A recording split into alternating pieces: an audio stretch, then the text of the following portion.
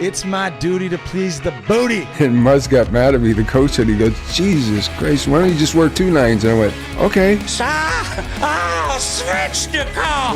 Please never do that. Yep. So...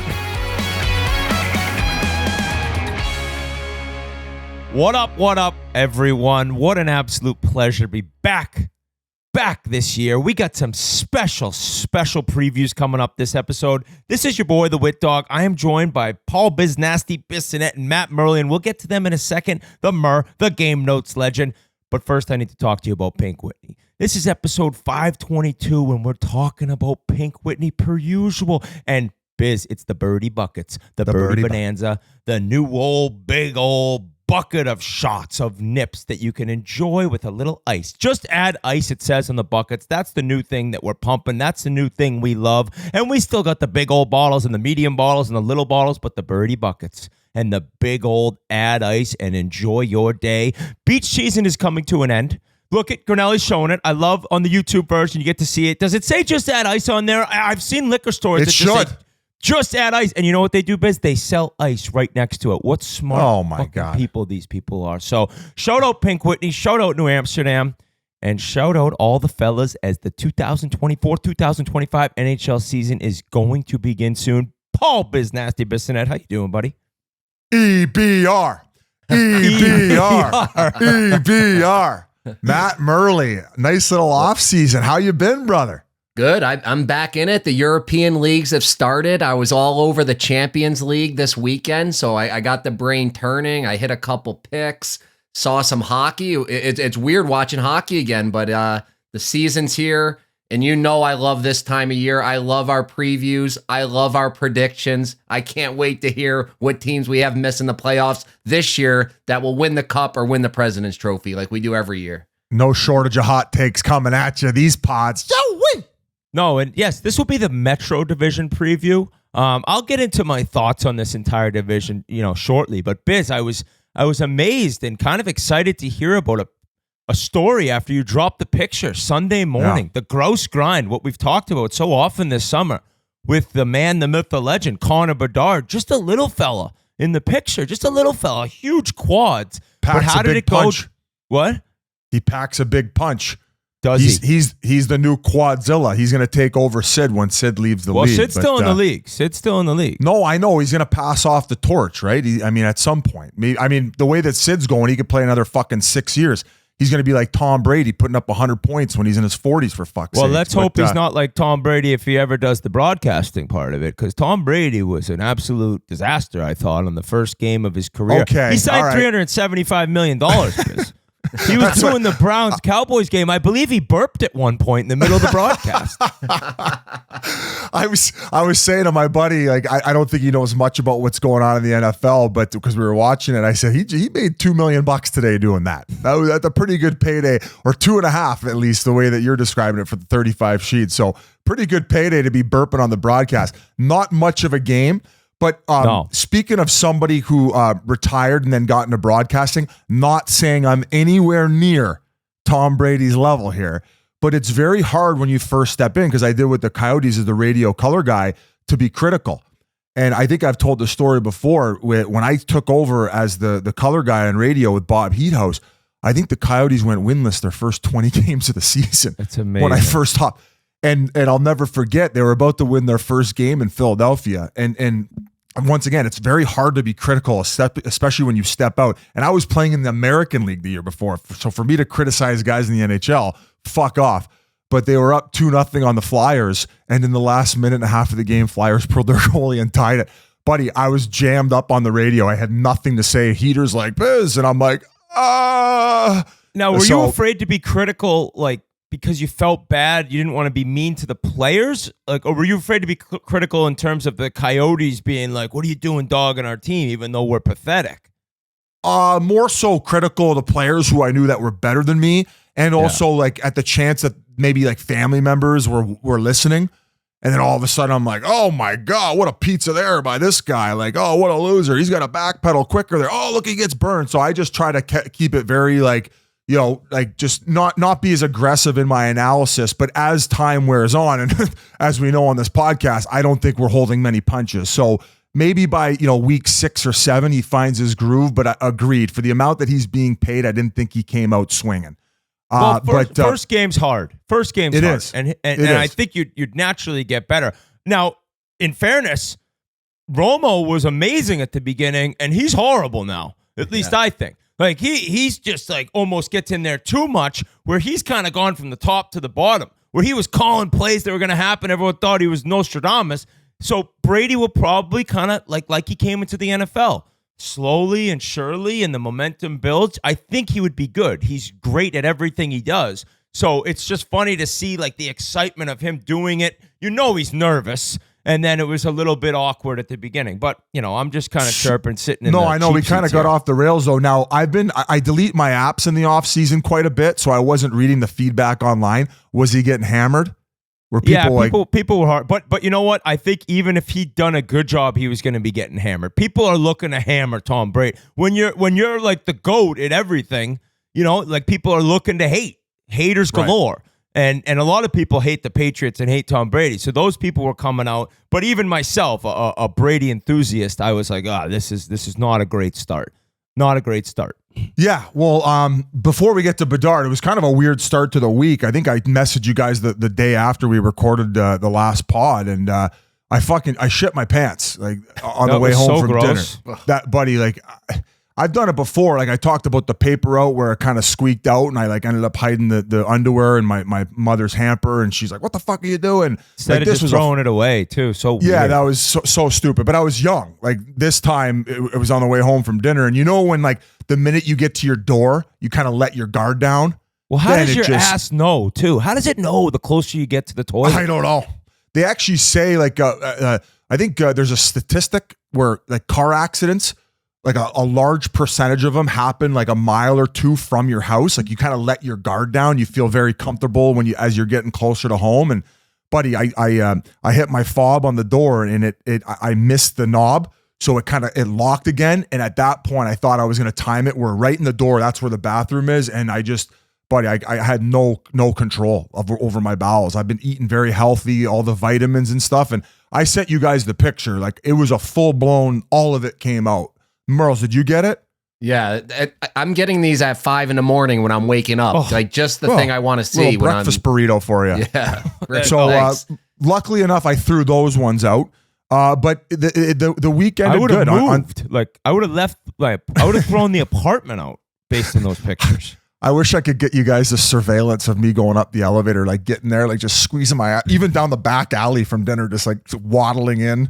And then like getting in the elevator and then up again. And the worst part is 2 other people got in the elevator with me and they kind of gave me the hello. And I'm like, like sweat dripping down my forehead. Yeah. I'm like, yep, just pull the hammy here. But then as the week progressed, I've been hounding Connor Bedard. I've been saying, let's go do the grind. I could beat you. Let's go. I'm trying to get my motivation up. And I got a random text. I think it was on Thursday. And he's like, hey, he goes Sunday, 6 a.m. grind. And I wasn't going to say no to that. This fucking kid, man, 6 a.m. on his weekends. Quickly, Biz, is he Sid level where it's just private number pops up? Like he doesn't, what I remember Sid had just, no matter what, text, call. I don't think there's ever been a number listed. Yeah, he's always got the unknown number. Now, Bedard's never called me, so it's always text. I think a lot of these younger guys are texting and not calling. That's kind of the new wave. But I wasn't going to turn that down. No. And I was just impressed at the fact of, this guy, like normally I was taking my weekends off.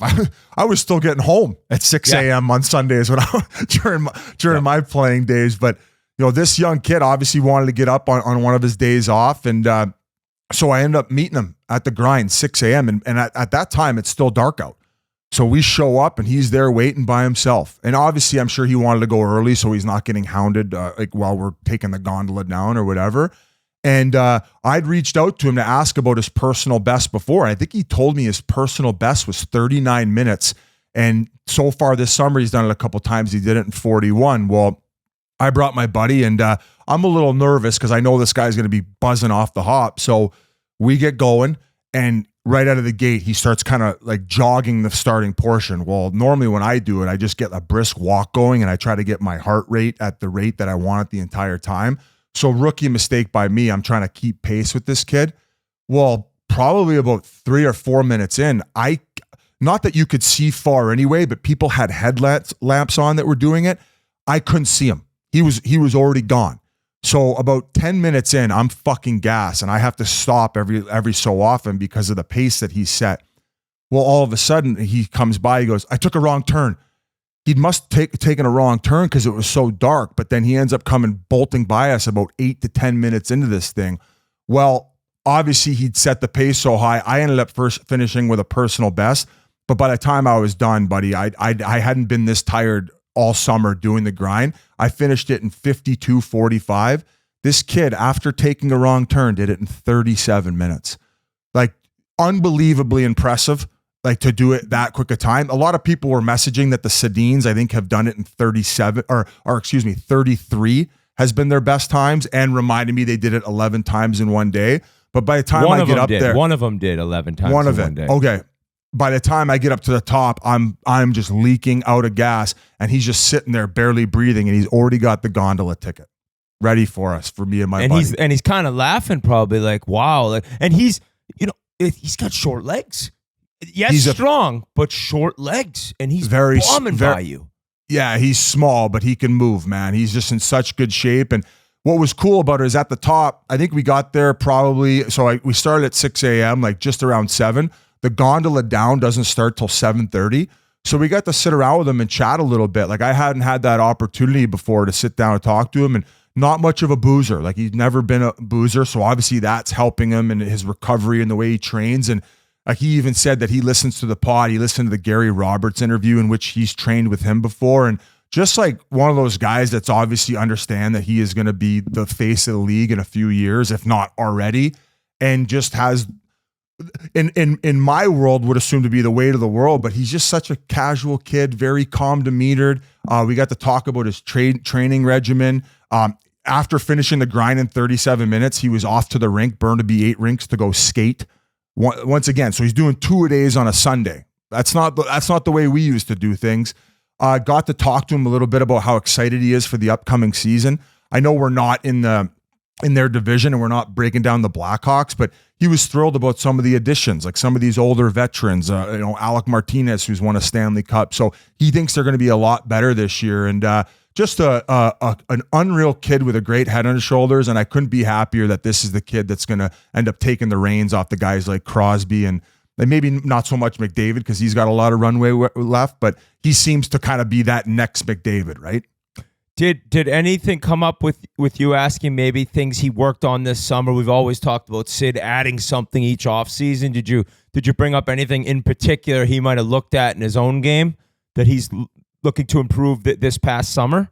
No, I didn't actually. We didn't get into that. It was more just asking him like what his daily routines are like his dynamic warm-ups, what's he's doing. He talked about how the fact that he's been able to go out east and train with the McKinnons and the McDavids and join those camps, and he marveled at what McDavid can do.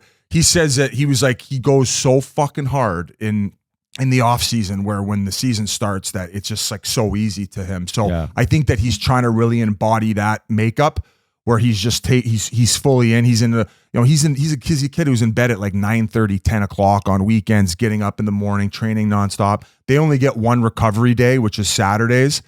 And he's pretty good. He trains a little bit. I think Celebrini goes somewhere else, but they skate together and then they do other certain training things together. So like I said, we try to pick his brain as much as possible, but he was more just like really complimentary in what the Blackhawks have done in order to kind of surround their team with better personnel this year. And that's not knocking who was there last year. It just goes back to the fact that they got eaten alive, and they also dealt with a lot of injuries. So he's excited to get Halsey back there full time. And like I said, it was an honor getting to spend an hour and a half with the kid. It's crazy what this younger generation is doing to advance the game.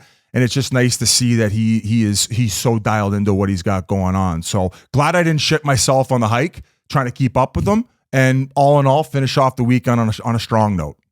Yeah, I would say just another or more proof that these true superstars, they live it. They breathe it, and that's all they think about. And on the off days, they're still thinking it, and they're probably stretching, they're probably getting massages. There's nothing else in Crosby, McDavid, Bedard, McKinnon. Like, there's nothing else to their lives. And maybe some people would judge that, But when you're that good at something, that's what it is, and that's what it takes. And I don't think a lot of people really realize that all the time. And it goes back to what he said about the Gary Roberts interview. It's a lifestyle, right? Like it's not, you can't fake it. It's got to be every day. It's got to be in your DNA and your makeup, and it is. So it's not being faked. And hearing that and seeing the kind of shape he's in, I'm expecting like a 40-40 type season from this guy. And I think before he I gets left, 50 goals this year. you think he stays gets healthy. okay? I was trying to be after what I saw last year, and like I think bringing in Bertuzzi, if Bertuzzi's on his wing, like getting pucks, like I think he can get 50 goals. That's all health kind of related, obviously, if he's able to play all 82.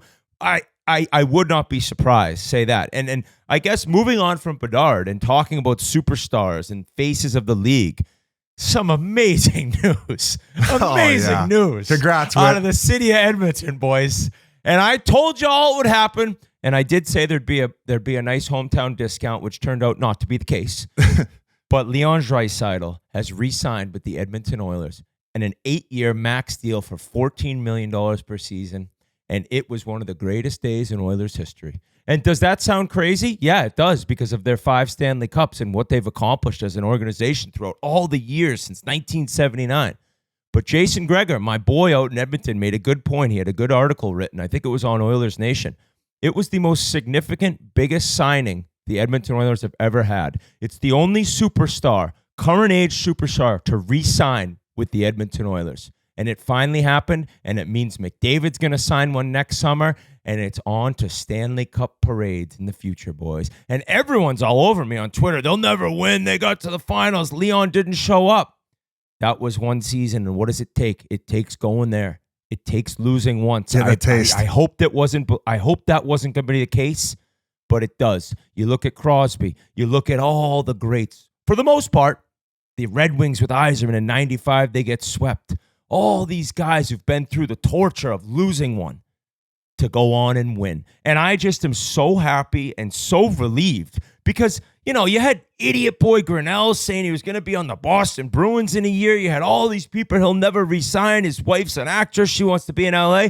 No. They're not going anywhere. And neither is McJesus. And the Edmonton Oilers have now made a statement that they're not going anywhere either. They are going to be back in the Stanley Cup Finals this year, and they're going to win it. Murr, what did you think about the signing? Yeah, the $14 million average. I that's a lot of money tied up with him. But yep, you're gonna, like you said, you're getting McDavid back. The cap's going up, so they'll have to find a way. I personally did not think he was going to go back there. I just figured, guy from Germany, he's over here. He's here one time in his life, in his career. Maybe he wants to see a different city, a warmer climate. But nope, he stayed with your Oilers for now. And, when they do win the cup, I wouldn't be surprised if he looks for a trade after that to go see better pastures. Holy fuck. Let it settle in, Murr. We were just up Leon there. said he put the Instagram out, loyal to the oil. Always and forever. And yes, okay. Yeah, loyal if you fucking pay me all in signing bonus, bitches. Well, listen. Loyal to the oil. Okay. Hey, loyal to the oil money. $14 million a year. The highest paid player in the NHL till McDavid signs his next one, or maybe what do you who think knows who he's will end getting up now? topping that. What do you think he's getting in Toronto now? I can't wait to see your face when McDavid ends up going the other way and signing with the Toronto Maple Leafs. I'll bet the you anything. Matthews. You pick anything you want to bet. I'll come do the gross grind 11 times in one day if McDavid signs in Toronto. I'll get airlifted. Will you shit your pants on the way up too? Who knows what we did the day before? That's a possibility, I guess. No need for the gondola ride down when I'm in a helicopter going to the local emergency room. Yeah, but McDavid's not going anywhere. Pants. McDavid is not going anywhere. Okay, let's get to the $14 million tag.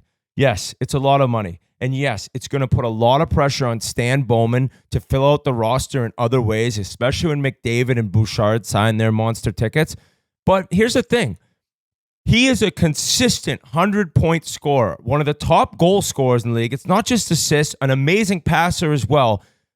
I don't see in the next 5-6 years that stopping. Okay, so maybe the last 3 years of the deal. Granted, he has one more year left at his current hit, and then the deal kicks in. But you're getting a prime, and I think Leon turns 30. He'll be 30 when that deal kicks in. A little older. He's a big guy. He's strong.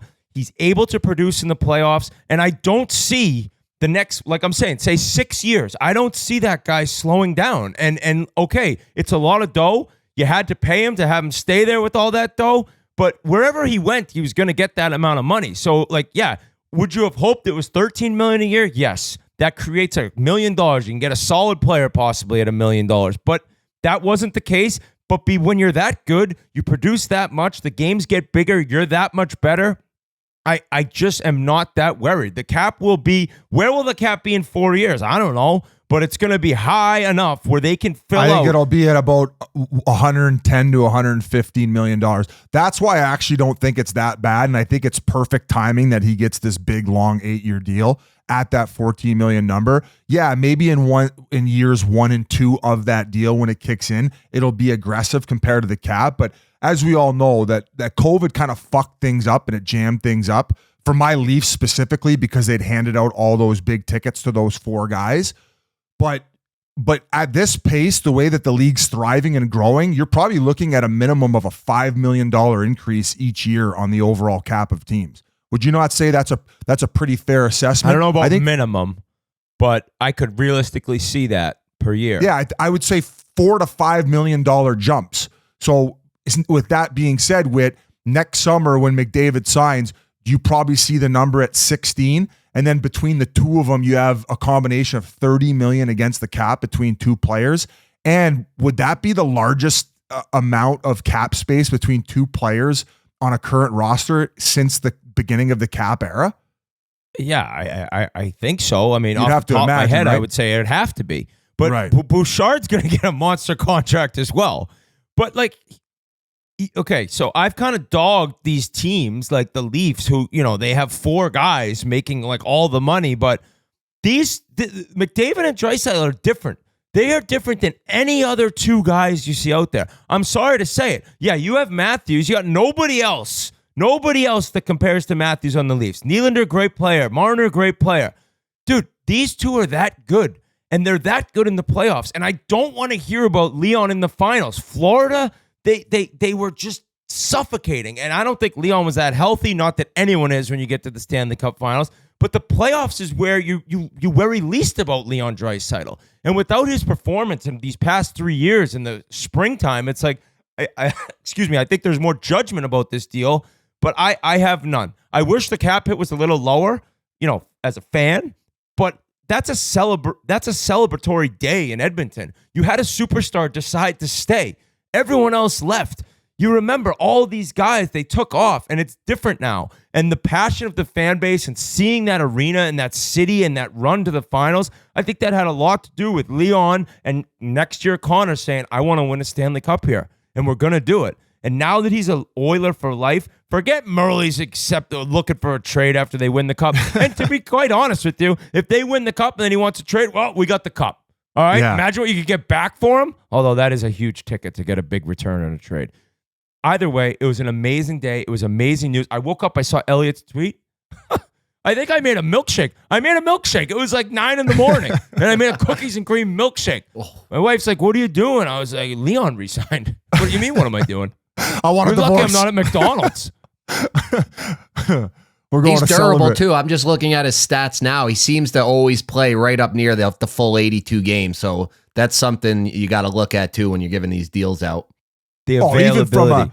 Even from an ownership standpoint, you solidify those 2 guys. It means you're for sure making playoffs the entire time they're with the organization. You're going to go probably on deep runs. The franchise value in 8 years will be fucking peanuts compared to what they paid him in signing bonus. So it's a win-win for everybody in the city of Edmonton, and it just keeps their window alive for probably, like you said, 5-6 years. And after that, there's a little bit of a tail off based on how much they've been worn down because of how much they have to play and contribute. Then so be it. But I would say, wait, if how much would you put on, given the fact that McDavid is going to resign now that Draisaitl's back, how much would you put guaranteed that they will win a cup in the next 5 years? Like, would you bet $100,000 that they will bring home a cup in the next 5 years? Yes. More? I don't know. I mean, I am beyond confident. Well, I put it that, like, I'm certain. Yes, I'm certain. I'm certain they win a Stanley Cup. I don't know what else to say, Biz. There is no chance with what these guys do. Now, a big part of it will be putting that roster together and having Bowman be able to go out and find bargain players that fit into their system perfectly. But it's not just them two. It's Bouchard is this incredible power play quarterback. You've seen what power plays do now in this league, and what they're specifically is able to carry them through certain series in the playoffs, throughout the regular season. They're always right near the top, if not the best. And yes, they will win a Stanley Cup. I think you're crazy if you don't think do you think they will? Yeah, I think that. I think that they could pull one down in the next 5 years. I'm actually predicting a Maple Leafs Oilers finals this year. Oh, I can't believe you're predicting the Leafs to go to the finals. I did so last year. I'm going to double down and say that it happens this year. But yeah, I think that this is going to be their year. They gained that experience in the finals, much like Florida did the year prior. And yeah, I think that this could be their year. Murr? Yeah, they're the favorite right now, plus 800 I saw on DraftKings. So everybody's betting on them. It's just so hard. It's so hard to win and go back. I wouldn't guarantee they're going to win a cup in 5 years, but they're in a good spot, I would say. But you can't guarantee a cup. It's so hard. All four series. I mean, Dallas, they're going to have to go through Dallas again this year. I just put $100,000 on it. With Biz, I got a gross grind, 11 trips in one day if they don't do it.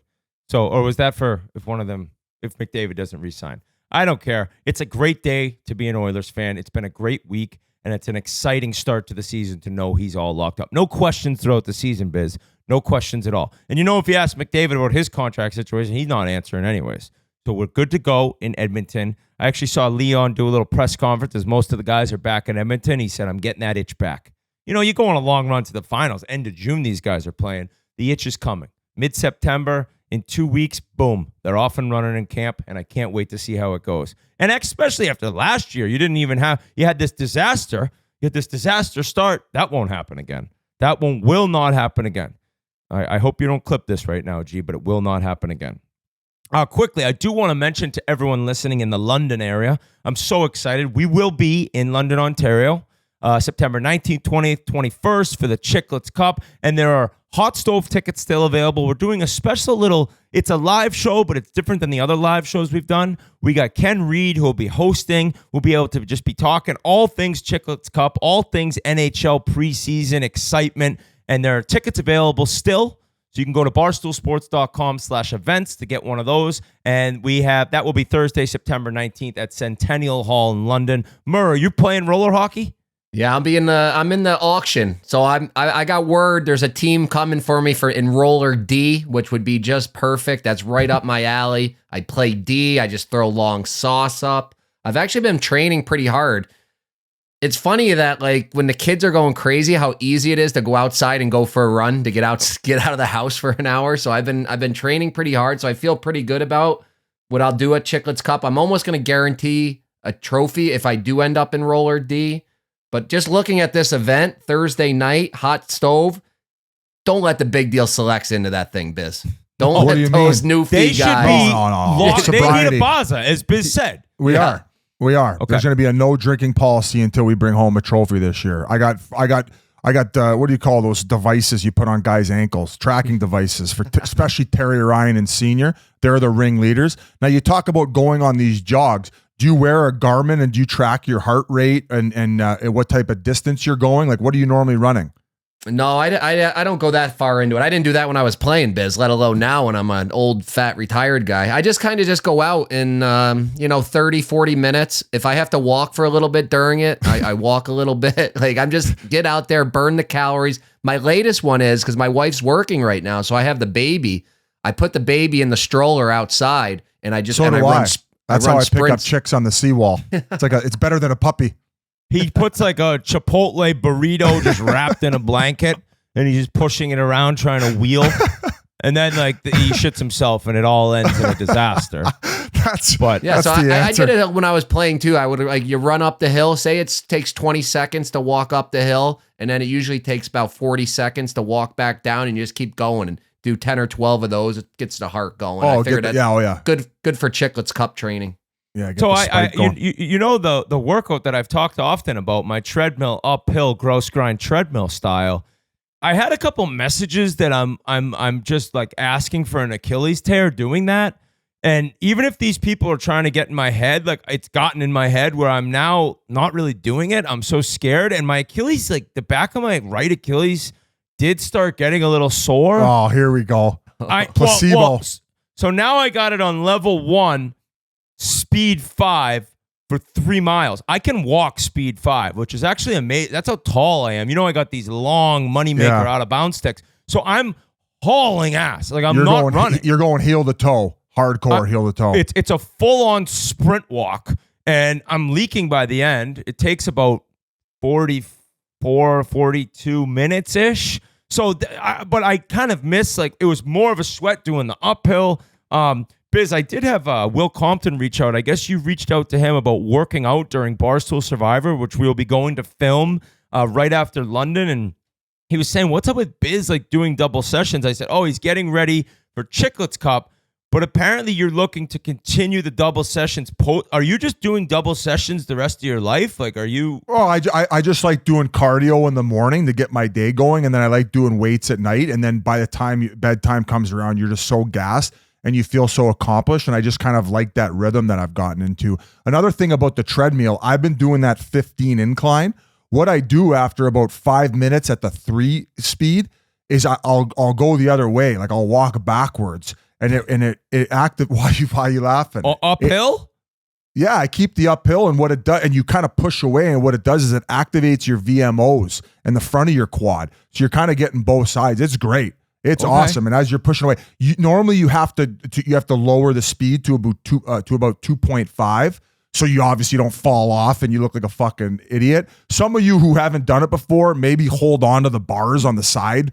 So you don't wipe out if you're at your gym, your local gym, doing it for the first time. But it's good to get both sides and to train both sets of muscles. Because if you're doing it the other way, you're getting more like posterior chain, glute. I definitely feel it in my calves. The incline is why I like the calf activation. You're talking about Achilles tear. Like, I mean, if you're not stretching your Achilles and your calves before you even go on that's kind of a rookie mistake to begin with. I guess I'm a rookie. Well, you are. Yeah, and have not been stretching. I mean, so, I guess I should be. You're kind of making me question. The reason I reached out to Will is I know that he goes hard. I often see him posting on social media when he's getting these morning workouts in, and it's nice having a buddy to go to the gym with. Kind of sucks when you're by yourself. Sometimes you have to, but I mean, I like to buddy up. That's just me. All right. Well, what else do we got for hockey news? I did see that finally Tyson Barrie got a PTO with the Calgary Flames. That's huge. I mean, somebody had to reach out and offer it. I mean, he can help any power play out. Maybe the defensive game is not where it once was, but I know he's had a big summer training and taking things very seriously. So hopefully he's able to go there and not like us and get pigeon tossed like we were when we went to St. Louis, but actually crack this lineup and, you know, making $1 million. I think that's a bargain for any team with a guy with that offensive ability.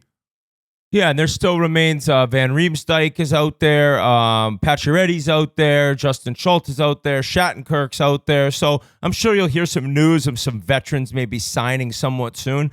In terms of veteran bad news, it was tough to see Torey Krug is out for the season after ankle surgery. Now, I had a couple people reach out and ask me if it was similar to the ankle stuff I had. From the sounds of it, it isn't. I think it's completely different. I've read like prearthritis. I don't know if G can look that up quick.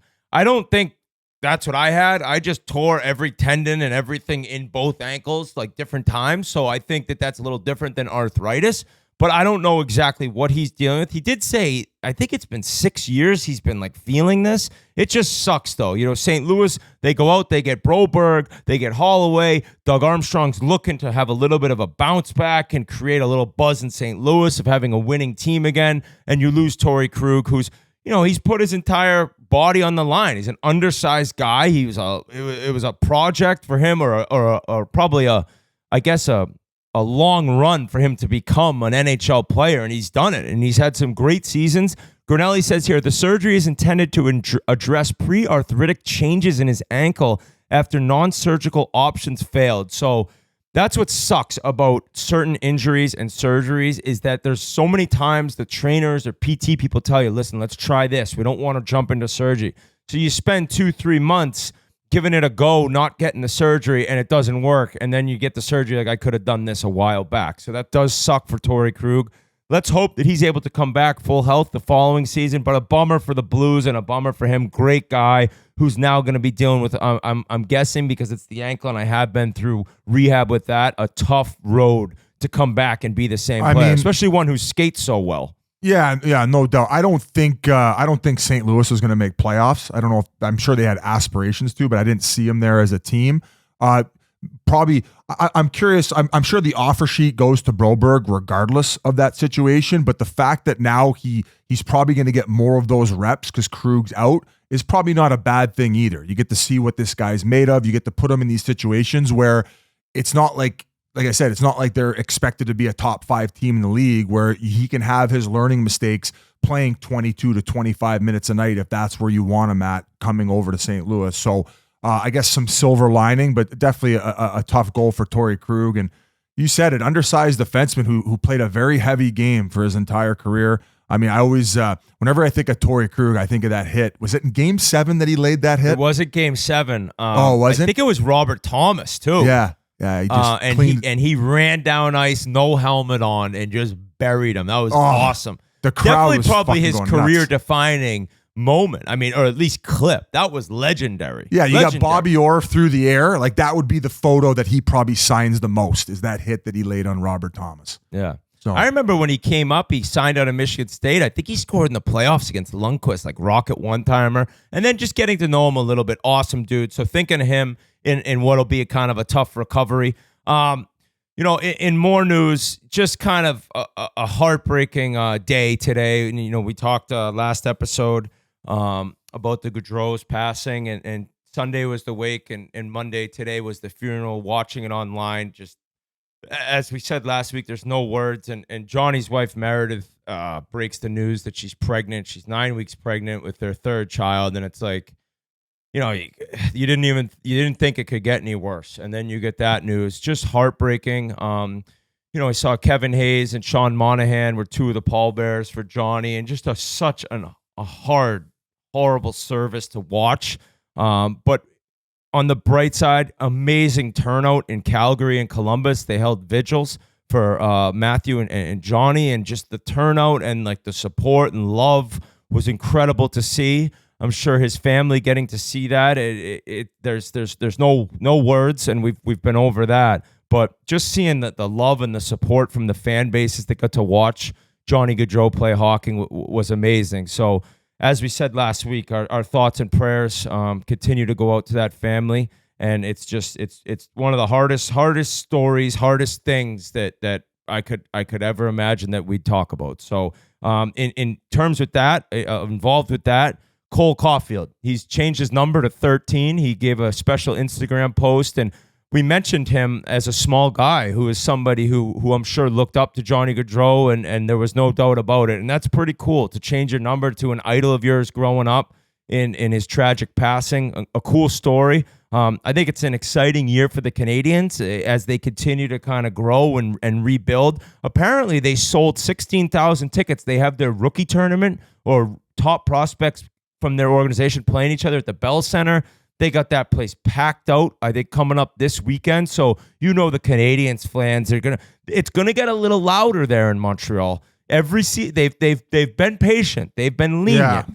But I think this is the year they kind of get over that curve, right? A lot of anticipation with all these high draft picks and all this chatter. I think they think Slafkovsky's going to take the next step. They got Hudson in there. They have all these young guys. They make a big signing trade and getting Patrick Laine over. So a lot of expectations for the Canadians going into the season. And we're like, you did such a good job last podcast talking about the Johnny stuff, and it's just like it was so hard to just talk about some of the fun stories and dive into the impact that he's made on a lot of these smaller players. Like you listen to 32 Thoughts and you hear these constant stories roll out of just like how he touched so many people. Like I think it was Elliot who was talking about even like an Uber driver who came over for Uber Eats and just how kind he was, and he was going through a difficult time, and just even that interaction. So he's just a guy who touched so many people in so many different ways, and it was just such a tragedy. But just going back to last week, I thought you did such a great job in talking about it and summarizing how much he meant, and you also touched on it just a few minutes ago. Just the the outpouring of support from hockey fans, whether it was in Columbus, whether it was in Calgary, and just even all over the league. And I'm sure it meant a lot to the family despite what they're going through right now. And then for that news to come out today that she's ready to have her third kid on the way, it just another heartbreaking part of this just wild story that's just crippled the hockey community. Yeah, it was.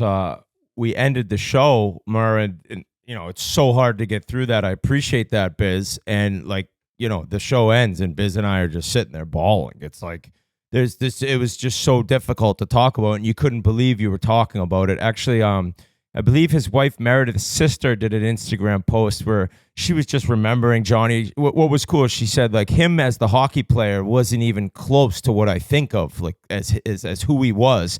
She was saying, I think in the post, when Meredith would walk in somewhere he was, or a restaurant or a bar, he'd be yelling, "Oh my God, there's a supermodel in here!"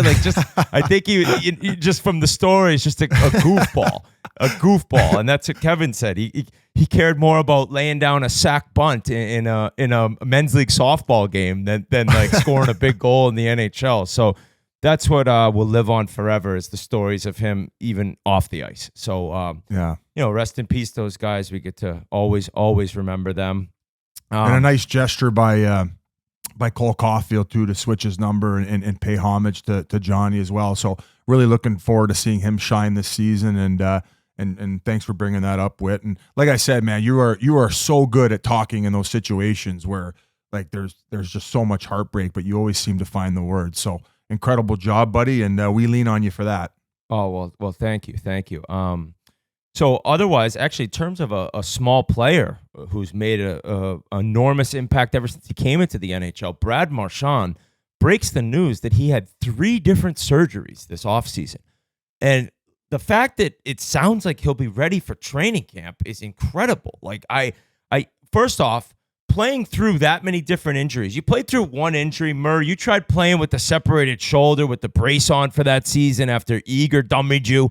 And I played with a bad wrist. I was able to get cortisone to help, got surgery after. I mean, Marchand was dealing with 3 different things, and he had a great playoff.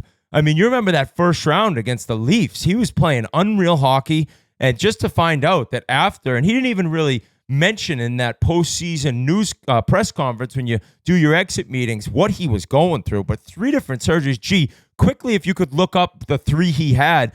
But Biz, you do wonder at his age, coming off that many different surgeries, if it'll affect him this season. It was, thank you, G. It was elbow surgery, groin surgery, and abdominal surgery. Do you think that makes it that much more difficult to get going as the season begins? No, I think it goes back to the lifestyle comment that we talked about at the beginning of the podcast, where this guy is, I mean, as you get older, obviously the body slows down a little bit, but he's dialed into his training. I think that he probably has major aspirations to play in this 4 Nations. So I'm sure he's doing everything he can as far as treatment, as far as training. And I think he does spend a lot of his time in the summer training with Crosby as well, or at least hanging out and skating with him. So if you're going to be up to that standard, I would imagine that he's going to come back and still be a very impactful player. And for Brad Marchand, I see him still being a top-tier player for the next 3-4 years minimum. And I've said it before, I think he's a Hall of Famer. I don't think many people would argue with me. I think he's been one of the most consistent wingers in the game over the past 10 years.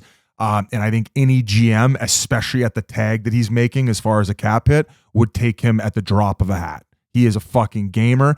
And you usually find, and this isn't a knock on some players, is, after playoffs, they find a way to leak that out after. Just not as an excuse, but just kind of, hey, lay off a little bit. Yeah. Lay off me. Hey, there's other guys to pick on in this room, deflect the blame a little bit, but the fact that doesn't come out until now, it just speaks volumes as to the guy he is and the leader he is. And I'm really excited to see what he's got this season in store. And I would imagine we see the prime Brad Marchand, given the fact that they're having that 4 Nations, and he's going to want to be on Crosby's wing.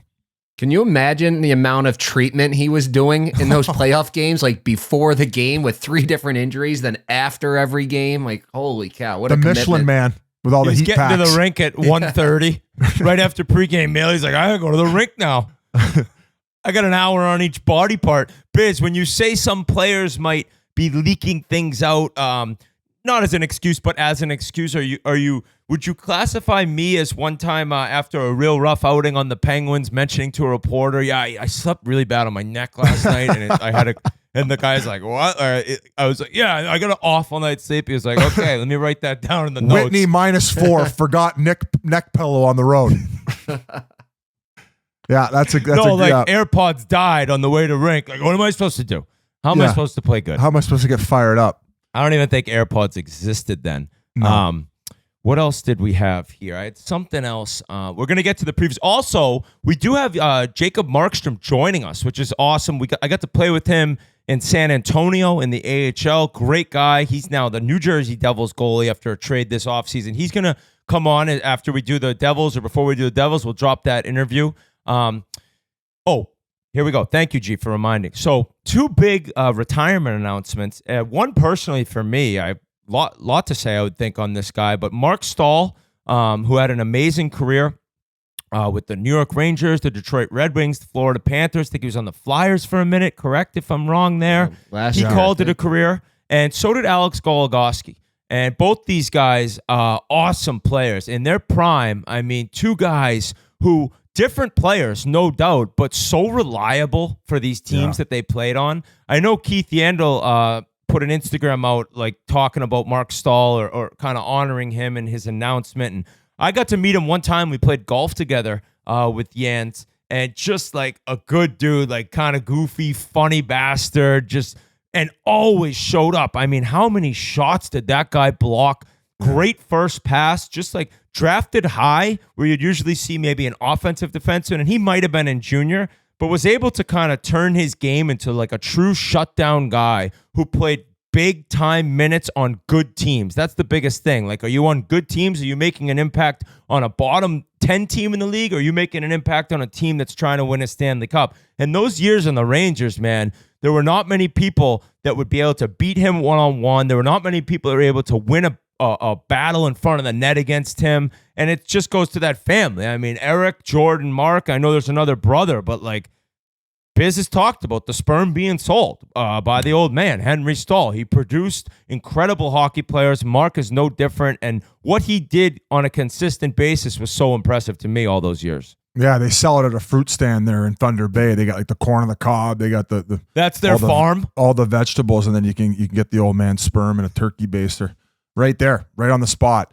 But great breakdown. I'll shift my focus to Goligoski because I got to play with him. Well, so did you in Pittsburgh. I came in, smooth skating defenseman, had that offensive flair. And anytime you talk about somebody who has longevity, at a certain point they have to adapt their game. And I was fortunate to get to call games when he was playing with the Coyotes, and just like really proud of the guy, like transitioning his game from that offensive flair where he was always competent in his own end, but by the end he was pretty defensive, just makes the simple play, really playing in position, and even sacrificing his body as a maybe, I wouldn't say a short guy, but a smaller guy, pretty frail, and played a heavy game beyond his size. And you want to talk about a great teammate, man, just a classy kid from Minnesota who got to live out his dream in the National Hockey League, and it was a pleasure to play with him. And I'm so happy that he got to go out on his own terms. I mean, how many games did Goligoski finish with? They probably both guys finished with over 1,000. I'm assuming. Goligoski played 1,078 regular season, 47 in the playoffs, and yeah, I mean, he came into Pittsburgh out of the University of Minnesota, and I think that was one of several reasons that I was traded from Pittsburgh. They're like, oh, this guy's faster. And would you say that I don't think that their expectations for coming in to make an impact as soon as he did were where they were at, and then all of a sudden he came and it felt like his game transitioned perfectly at the pro level. And no offense, Whit, that's probably why you got pigeon tossed. Yeah. I don't know. I mean, he was I think he was the deal when he went to Dallas that was for James Neal, if I'm not mistaken.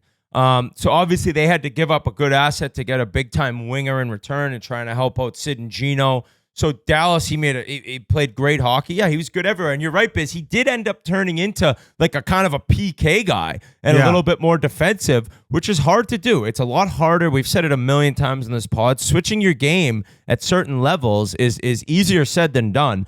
But I just remember we lived together his first year, the year I ended up getting traded. And we would just like, have some ambient NHL. What season was that? NHL 09 on EA Sport, NHL 08 games and battle, and then we'd wake up. We didn't even really remember. I'm like, oh, I won that last game. So Goose is an awesome dude, very down to earth, like most Minnesota guys, just pretty chill and fun to hang out with. So congrats on both those guys' careers to do it. And also, I had it pulled up right here. Marc Staal played 1,136 regular season games. He played 128 playoff games. Oh my God. That is It's sick. Him and Girardi, they would just sacrifice their bodies game in and game out. I mean, you kind of had to with Torts, but just a couple Warriors that deserve their flowers, and they're definitely getting the silver sticks if they haven't gotten them already. Sounds like that's where the bad neck came from, Whit. The ambient NHL games. That could have been the problem.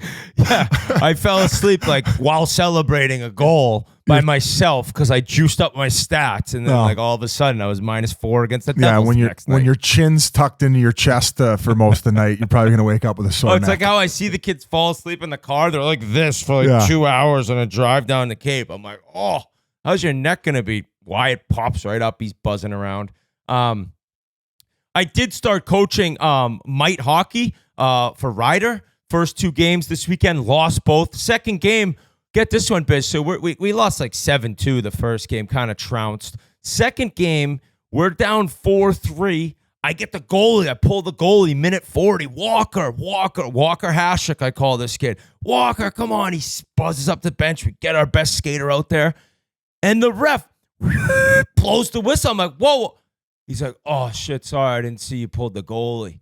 We were right about to tuck in the tying goal. Yeah, he was like 80 years old. I'm like, oh, so obviously you belittled him, chased him into the referee's room. No, I was actually like, wow, I can see how a mite hockey coach could lose his mind. I said, it's okay, Larry, it's okay, buddy. No worries, don't worry. We're just looking for a win to start the season off. So it was a little frustrating, but it's pretty fun. I mean, these kids, you try to teach them little things, and you run into a team with like 3 kids who can skate well. And if you don't, the ice gets tilted. The ice gets tilted quick. So it's a good time, though. Got practice. You should take the Little League World Series approach. You guys should sign a ringer. Bring in like a 12-year-old, get the birth certificate changed up. Oh, like Danny Almonte for Platinum B team mite hockey. I'd love that. I get like a Russian. He's 13. He's got acne. Before we move on to the previews. Mind. Hey, actually, before we get to the previews, I have a new white whale interview. Who? Squanto. I would love to get Squanto on. Our fans love these stories.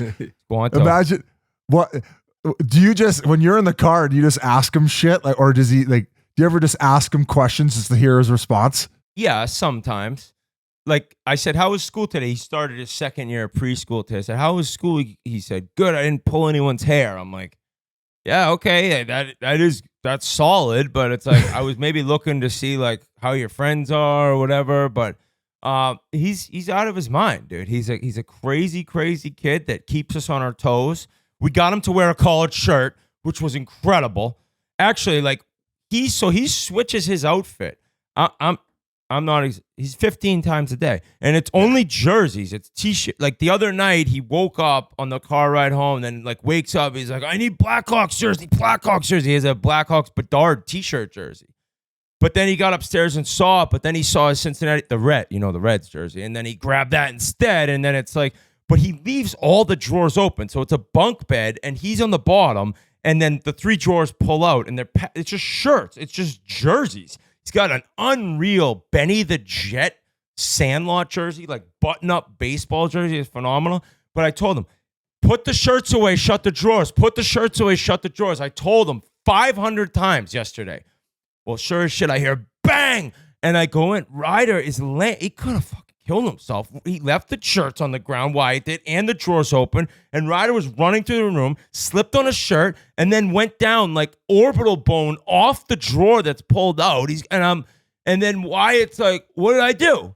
I'm like, you didn't put away the jerseys or shut the drawers. So it's a lot of like frustration, but a lot of love too. So he's an animal. We love him. And maybe we can get him on someday. crazy list that we've been working on. It's very cute at this age. I would like to hopefully get rid of that by adulthood, but we'll figure out a time for him to come on, Biz. I promise you that. Okay. And with All right. that, it's him, and then Brett Hall is my number 2 now.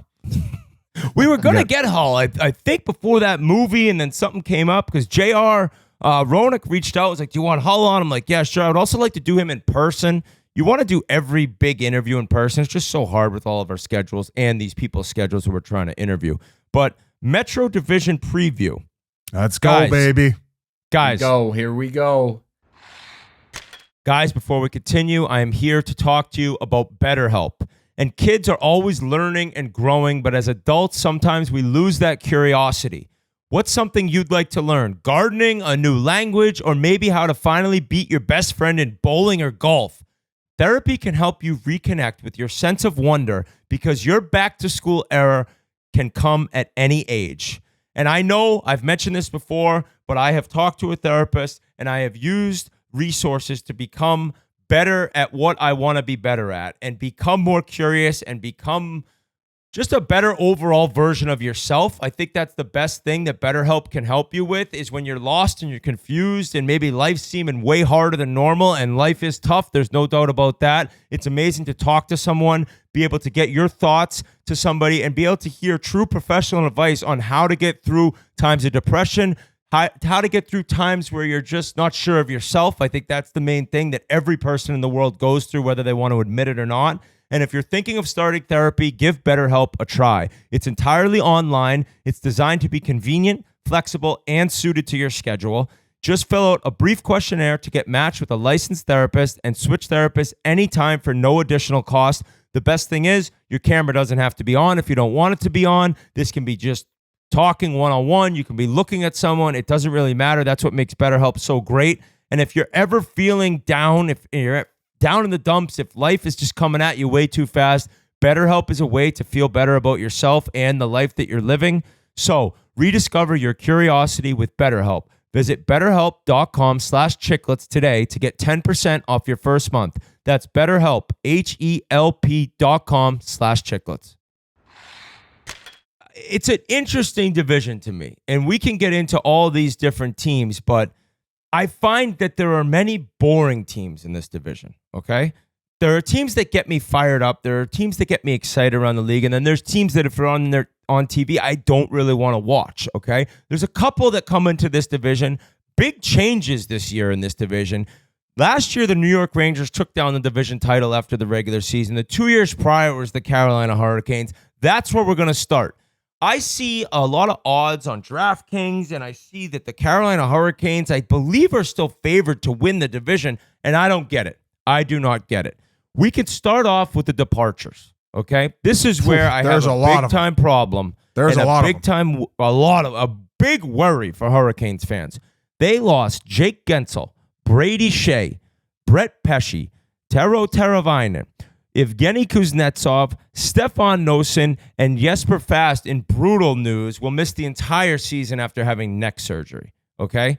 So they added in Sean Walker. I like this defenseman. He looked great with Colorado. Smooth skating defenseman. Shane Gostisbehere, who almost dragged the Red Wings into the playoffs last year. Jack Roslovic, who finished the season with the Rangers, had a tough playoff, I would say. William Carrier, nice third, fourth line player. And Tyson Jost, which that's kind of a question mark. So, Biz, I'll start with you here. What do you think about the Hurricanes moving forward and how they look this year? So I think if you're a fan, you're probably you're not as optimistic about this season as you were coming into last year, especially at the fact that fans and organization knew they had that bullet where if they had a successful team during the regular season, they could go out and make that big impactful trade, in which they did. I don't think the additions outweigh the losses, although I think that this is a team that is always built from structure and the net out. Anderson, who still has a little bit to prove, he's a very competent goalie.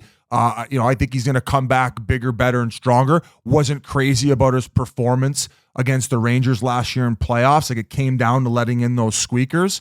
But I think that their 6D are very competent. Let's not forget Gostisbehere a few years ago got traded there at the deadline, and he slid right in and made a great impact there. He's very mobile, puck moving, helps out, bring that offensive flair. I'm not sure if they're going to have him on PP1 or PP2. And then you mentioned Sean Walker, who's an awesome defenseman. So from a defensive standpoint, I think that they're probably coming in the same. People might say it's a little bit of a downgrade losing Shea and Pesci, but I think that their D are solid. I like their goaltending. I think up front is where you're going to see the most loss as far as an impact. Now, I think that with the loss of Gensel, who was a short-term guy, and we knew that he was probably more than likely not going to re-sign there. I think they traded thinking that he would re-sign there. Okay, maybe they did, but he always has the option. Let's go with that. Yeah. I think that Teravainen has that offensive flair that they're really going to miss, and a guy that maybe wasn't talked about enough in his time there. But this all falls back on Natchez, right? This is a guy who was pretty vocal about maybe not being put in the opportunities that he wanted to, and maybe wanted a little bit more money and wanted a trade in order to go somewhere where he could prove it. Well, it seems like with the departures up front, he's on this bridge deal where he's going to be able to step in, get those reps, and it's kind of like all right, man, it's time to prove it. So I think I do like the other guys that they brought in up front. These guys seem like other worker bees, like the Carrier pickup, a guy who's a Stanley Cup champion. He's going to help out with the depth situation. I don't mind Roslovic. I think he's usually a good, probably third line center. I think that questions are probably going to be in that second line center role. I think as of right now, they have Kotkaniemi. That does not scream a competent second line center to me. That's maybe a guy who can fill in for 5 games and survive. So if Roslovic can come in and maybe take another step, maybe he's the guy who ends up in that second line center role. But I think that most fans of the Carolina Hurricanes would agree with me that they don't feel as confident in this forward group as they would have last year coming into the season. And the fact that they're listed to win the division, that does surprise me.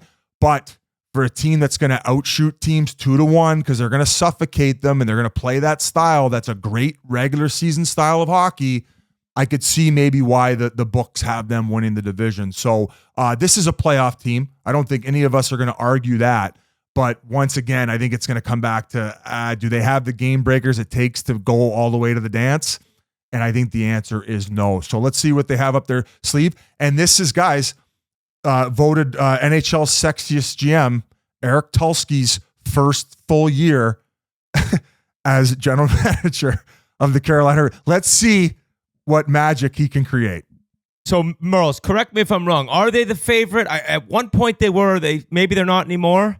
No, they're all three are the same. Carolina, Rangers, and the Devils are all plus 240 to win the division. They all happen to be plus 1,300 to win the cup. So nobody really knows. Nobody wants to pick between those three teams. But, I mean, we've seen this team. They just don't get it done. They have the great home ice, but they just don't get it done in the playoffs. One guy I got my eye on, I should have had him on this list, is Bradley Nadeau. He's the kid from Maine. He was a freshman last year, jumped on the scene. I don't know if he'll make the team right out of camp, but if he does, that's a nice rookie, like another guy that can fill in, get some offense that they've lost with Teravainen, like you guys talked about. But there's another kid there, Blake, too, a college kid. I think Jackson Blake at North Dakota. I saw both of them play. Yeah. So, who knows? Maybe one of those jump in and can be that second line center. But like you guys said, Kotkaniemi, he's a third line center on a cup winning team. So that Blake kid, is that the old Blake who played for the Islanders and Maple Leafs' son? Okay. Yeah. So I did read they have a pretty strong prospect pool and potentially 3 forwards that could come in and maybe squeeze in, and all of a sudden they have great rookie years. I think a lot of teams are kind of, they hype up their prospects quite a bit. They also have a defenseman prospect who's supposed to be pretty good who could hop in as well, but as we said, that's not really where they need the help. It seems like up front. So maybe one of these young guys can really come in and have a big rookie year with. So I watched all 3 of the guys I've heard mentioned the most in terms of rookies coming in. Nadeau, game breaker. Murray, your boy Benny Barr coached him. His shot is out of this world. He's a great skater. He can get in the mix. He can release it great. Jackson Blake, probably even a better skater. Smaller. smaller, but crazy also skill and IQ up front. Who knows what they'll end up doing if they are on the team. But Scott Morrow is the defenseman. He played at UMass. Nice player. And I could see him. He hopped right in after the season. I think he played 2 games. Can move, has vision. It looked like he played around 30 minutes for UMass per game. So that's a guy who could make an impact. I don't see him really listed right now as one of their top 6D. What I'm looking at has Slavin, Burns, Orlov, Sean Walker, Gossesbear, and Jalen Chatfield. That's a nice back end, man. Yeah, but my thing with this team is we talked specifically before last year, like this is their year. And then for the fans, they went out and made a big move. And even though Gensel didn't re-sign, that's still the right play. They made the right decision. They went out and gave a team that had aspirations and a legit ability to win the Stanley Cup. They gave him a better chance. Now he's gone, but that's still the right decision in my mind, okay? You went for it. You tried what you could. You hoped he'd re-sign, and he didn't. Looking at this team now, if I'm a Hurricanes fan, I'm not disgusted, but I'm definitely a little disappointed. Like, God, those teams we've had the past 3 years, not only could we not win the Cup, we couldn't even get to the Cup final. And now the roster, it just doesn't look nearly as strong to me. And like, I even look at Stefan Noesen, and he goes to Jersey. We'll get to Jersey and how good they look, but they lost so much depth. And I think one of their biggest things was depth and the ability to come at you in waves. And yeah, you talk about the second line center, like Kotkaniemi's listed. Merle, you said he's a third line center on a cup winning team. I don't even know if he's that.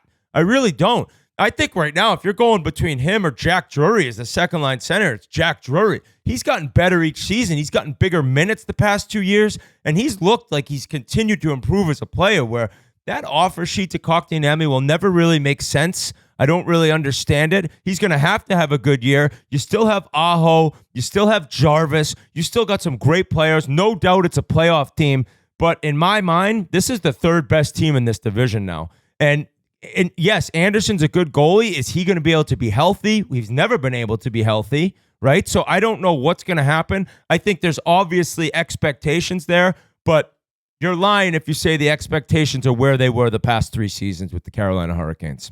So, all right, we have the New York Islanders next, and we have a very special guest. We got guests for certain teams that we're bringing in this preview, and that is our man, Frankie Borelli, the diehard Islanders fan. There he is, ready to rock and roll. Frankie, what are your thoughts, dude? Another kind of underwhelming offseason for the Islanders, but had a great finish with Patrick Waugh to get into the playoffs. They were able to get a win in the first round. They got one game. The Capitals couldn't win a game. What do you think going into this season? Can Sorokin fix what was wrong last year? Are you in the bathroom right now, Frankie? Like, no, I'm in where an are you airport. at? I'm holding up my phone like an absolute lunatic. It's about to get okay, crazy. that's what whenever that I noise talk is. Islanders, I might get taken out of here in handcuffs. But first of all, thanks for having me. Second of all, I think Lou's getting snubbed on the sexiest GM. I think you got to put him in there. Okay, he's got to have right. a shot. This is ageism at this point now, boys. Like, that guy's a good-looking man for being 80, whatever he is. He's got Danny one DeVito. foot in the grave. I heard he runs but he's still every running day. our team. I heard he runs every day. Like, he goes on a jog like Merle's. I don't think he's doing much walking during his jogs, but I heard he runs. Guys, the more I've gotten to like meet a lot of these guys on the team, they love Lou. Like, Lou is such a mythical creature to them. Like, they love the way that he operates, and like he'll be walking around. He's got that aura, right? Like, I mean, for me, when I was in the office, back in the old office, and Dave would walk from like his office to somewhere else, like, you just like were always sitting up tight and making sure you're doing the right thing. I think Lou brings you're that scared of energy. him. They're scared of him, Yeah, Frank. Yeah, it's that's called fear. It's fear, it's accountability. But listen, the Islanders didn't make many moves this year. What they did do is they brought in new coaching. Patrick Waugh, you mentioned it. They went 20-12 with Patrick Waugh, made a great run for the playoffs. They get into the playoffs. They play the Hurricanes for like what feels like the 30th time in my lifetime. It's unbelievable how many times we're playing this Carolina Hurricanes team. But, you know, Patrick Waugh has a full summer to kind of go through what he wants to do going into this season. They're bringing in a new coach for defense. Tommy Albeline's now behind the bench for the Islanders, defense and for penalty killing, which was atrocious last year. Their PK, like, that was our thing. We would shut down. You were never getting to Sorokin on the power play. We were always blocking shots, and then all of a sudden it was bottom of the league. Power play, always bottom of the league. These are things we have to improve on. I've been saying this since I was born. Give me a good power play. They go out and they get Anthony Duclair. Is that the craziest pickup of all time? No, but does he have a lot of pop? Does he have a lot of skill? You put him on a line with Matt Barzal and Bo Horvat. Now your second line's Anders Lee, Brock Nelson, Kyle Palmieri. I mean, you're talking about guys that are scoring 30 goals a year. You know, Barzy put up 80 last year. Dobson on the blue line put up 70 last year. We've got some skill on the island. I don't like that everyone kind of glosses over the amount of skill that we have right now. Dobson is a premier young defenseman in this league. I think he's going to take even further stride. Pelech and Pulak had an off year last year. Going into this year, I feel even better about them. I don't know. It all comes down to Soroka. It all comes down to special teams like it has my whole entire life. This is Islanders hockey. Bear down, get greasy, block shots, and let's just grind out wins. It's never going to be pretty. Was it pretty when my dad was making pizzas when he was 13 years old? The guy dropped out of high school. It's never been pretty on the on the island. It's never been pretty. I'm getting people looking at me now. So obviously picking up Duclair is huge because I want to say over the past few years, people have been concerned about their speed. They just seem like an aging, slower team. So obviously that's a huge pickup for them. But does that speed concern you at all moving forward? You did mention Barzal and Duclair being those guys, but aside from that, you guys don't move quickly up the ice. No, they don't, but they have. So we don't know what's happening with Matt Martin and Cal Clutterbuck yet. You're assuming that those roles are going to get a little bit quicker. They haven't signed anything yet. I'm not sure if they're coming back. If they are, it's probably going to be on team-friendly deals. Are they going to be in the lineup every year? I'm not sure. You have guys like Kyle McLean who can actually move, and his dad is the power play coach for the team. Like he's got a lot of juice going into this year. He had a great end of the season last year. I actually like this kid a lot. You got Pierre Engvall, who's got legs. You have him for 7 years. I mean, Lou's signing these guys to lifetime contracts. But you also can't recreate that kind of speed and that kind of length. So maybe this guy figures something out. I don't mind having a guy for 7 years to figure something out. His term is a little crazy. It's $3.5 million, whatever it is. He needs to start putting the puck in the net more. But I love his size. I love his speed. So yeah, I mean, Casey Zizekas is always burning it on the fourth line. Like they do have some speed going into this year. I think that with Patrick Waugh, you're going to see a new offense. You saw it towards the end of the year last year. They were running gum under him. They really were. As much as the Islanders could be, it was a complete change. I kind of look at it, boys, like the Vancouver situation when Talk was able to come in at the end of the year 2 years ago, kind of see what was wrong, maybe some characteristic differences, maybe guys he does and doesn't like, have the offseason in order to adjust and make these changes. One other issue last year was the amount of games where they were in the lead and that they gave up, specifically the third period. You talked about the penalty kill. To me, that was the other glaring, obvious issue, was they couldn't even when Patrick Waugh took over, it was still a problem. We saw that in playoffs with a game that they were up 3-0 and then they fucking give up 3 in like 2 minutes. That's it's sickening. PTSD. Like, dude, I remember going through the stats one night and looking at one point in this, like towards the end of the season, I was screaming at my buddies, we could have won the division if we would have held on to games that they were leading with 5 minutes left. Yeah. You know what I mean? It's not even like you're losing in the second period. You're talking the last couple of shifts are around here, boys. So I'm very excited. I'm very, it's a clean slate. This is the greatest time to be an Islanders fan. So it's 0-0. We're living. We're at the top of the division. We have everything in front of us. Nothing's happened yet. No stress. My blood pressure, it's still good. Look at me. I'm purple right now. I got my heart checked. I got good blood pressure. I got real high cholesterol. We got to figure that out. No more red steaks. I got to figure something else out. But I'm very excited going to the season. I really am. It's a clean slate. So yes, they need to stop blowing leads, but they have a whole new look. I don't think Patrick Waugh is going to let that happen this month. Frankie, Army just came in on our little Chiclets private chat, and I started laughing because I agree with him.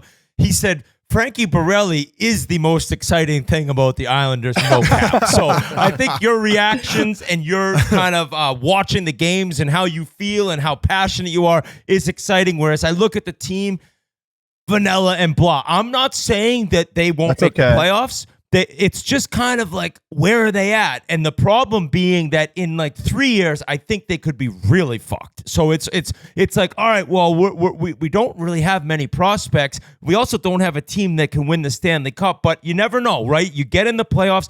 I just wonder, can Sorokin figure it out? Now, luckily, you have Varlamov, so maybe the top tandem in the league, and Varlamov really picked up everything last year. But what was Sorokin's problem? I'll have you answer that before you get on a flight. I think he was intimidated by Patrick Waugh. It felt like they were butting heads a little bit.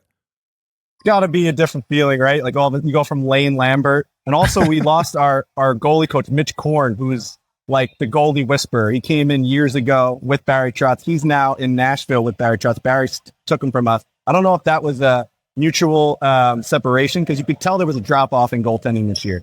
So they have a whole new outlook on goaltending. I believe the new guys either coached or was with Sorokin back in Russia. He has some affiliation with Sorokin and Varlamov. So I think they have good vibes going to this year. I am hearing some rumblings. I know Friedman tweeted out or said it on his podcast that there's some issue with Sorokin. Maybe his back or something's happening. Like maybe that he may tweet something and no one really knows. I don't even know what that meant. I hadn't heard anything about an injury. So hopefully that's not something that's serious. But like you said, we've got Varley. I think the major difference between 2 years ago and last year was the shots on net. It was like night and day, the amount of shots they let up compared to what they did 2 years ago. So I think the defensive schemes need to change. I think they need to tighten everything up, but you're never going to get me saying I'm worried about this team. I'm ready to run through a wall for this team. I cannot wait for opening night. We're playing Utah. Like we're going to absolutely destroy that team. You don't even know who the hell they are yet. It's going to be great.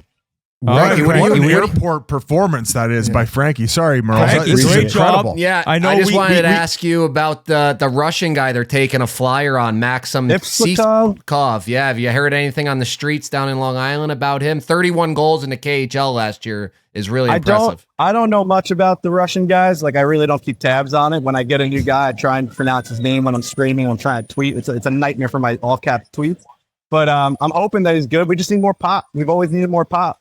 My whole life I've needed more pop, and hopefully he can bring something. So, listen, I just think that the guys are really putting in the work. They're tired of being like the third and fourth team talked about in their Metropolitan. I think they played together for so long. These guys are so tight, and I think that's just going to be another just grind it out, get to the playoffs, and see what you can do once you get there kind of season. Which I'm. What do you with. make of Lou forcing the guys to not only trim up their beards but shave their bushes? Like, do you think there's a certain line that's crossed when you're telling a guy that he can't have a bush? I mean, Kyle Palmieri, the nightmare he has to deal with is, I mean, that guy grows his hair back after he steps on the ice. Like each night, you can see it growing like a chia pet. It's crazy. Teen Wolf. Yeah, it's insane. But here's the thing: the guys all do it without Lou even saying anything. That's what I've heard. Is like Duclair takes that off his head without even a text message. You know what I mean? Like, oh, really? That wasn't Lou calling that in? I don't know that he specifically is like, you got to, like, I think they all just know. It's one of those things, like, you go on the Islanders, it's a respect thing. Like, this is Lou's rule. You're going in on right terms. I could be wrong on that, but that's what I've heard. It's like, guys, just do it. All right. Frankie. I mean, this is incredible airport breakdown. All that traffic going on, buddy. Like, it's chaos. I might miss my flight. We're going out to Dallas. I might miss this flight, but it is what it is. It was worse. Well, lay off the Auntie Annie's with that high cholesterol. We don't need you crushing those sugar pretzels. 225. We got to get it under 200. Crazy. Yeah. All right, well, have a safe flight, and we appreciate it. A little inside scoop there on Sorokin. Got a little back injury. He said Elliott said something. So that's what I had his over-under wins is at 28.5 here. So that I might lean on that under then. And if he's not going to be 100%. This is one of the teams that I'm just like, if the Islanders are on, I'm just like, I mean, is there a new Netflix show on? Like, and I'm not trying to be mean. It's just, I love watching Barzal.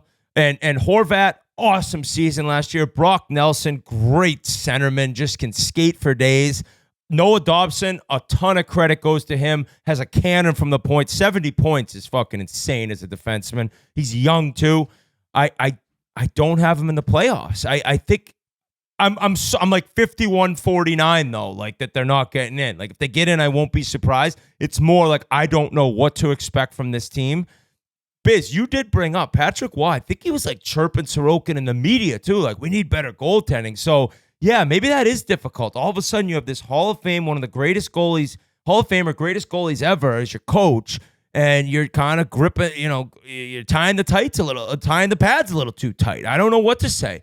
But if he's injured, that's bad news because a lot of times, including me, a lot of people said, like, Sorokin, if he's not right with Shesterkin, he might be better than him. And then last year happened. Yeah, but I also agree with Frankie in the sense of the shot quality and that they were giving up. Their penalty kill was brutal. The fact that they were giving up these late game leads. Boys, after the Bobby Holik interview and then after hearing Frankie, I'm kind of gaining a little bit of a soft spot for the Islanders. I hate to say that. I think that they're going to make playoffs again. What did Holik have to do with the Islanders? Just talking about Lou and how he loved them and that, I'm kind of starting to love Lou too. I know I've been very critical of him in the past and how controlling he is, but now that I have a little bit more discipline in my life, that I'm training twice a day, I kind of need that structure in my life. So I got the Islanders making playoffs. Same with Carolina. I got the Islanders, the first two teams. I think things are looking up, and I'm excited to see a little bit more offensive pop and a little bit more of exciting play coming out of Long Island. All right. What about you? You got him in? Yeah. Last week when I did start doing my prep work for this, I have them printed in as wild card. But then today, when I started looking at the Atlantic Division teams, there's so many teams from over there that I want to get in and want to root for this year. So somebody's got to go. And it's my childhood team, the New York Islanders. They're not in the playoffs this year. Wow, somebody's out. You guys all have them out. Fuck me. I have them out. But like, if they get in, I won't be surprised. I know I'm totally like wishy-washy here. It's just the lack of excitement when they're on television is telling me they're not going to get in. But sometimes that's a good thing. But if they can fix up that D zone and get their special teams even average, and Sorokin comes back, fuck, they could be third place in the division again. Who knows? Just like last year. So we'll see what happens in Long Island. It's an exciting time for their fans. As Frankie said, they're top of the division right now before the season begins. And after them, we are going to kick it over to the state of Pennsylvania, and where all three of us got our chance to first be drafted and be a member of an NHL club, the Pittsburgh Penguins. And a wild, crazy year in Pittsburgh. Look at that. Murr's got the mini sticks out for his daughter and his son. The Pittsburgh Penguins, and we're bringing on Colby Armstrong. The Kyle Dubas apologist. We got both game notes people with us right now.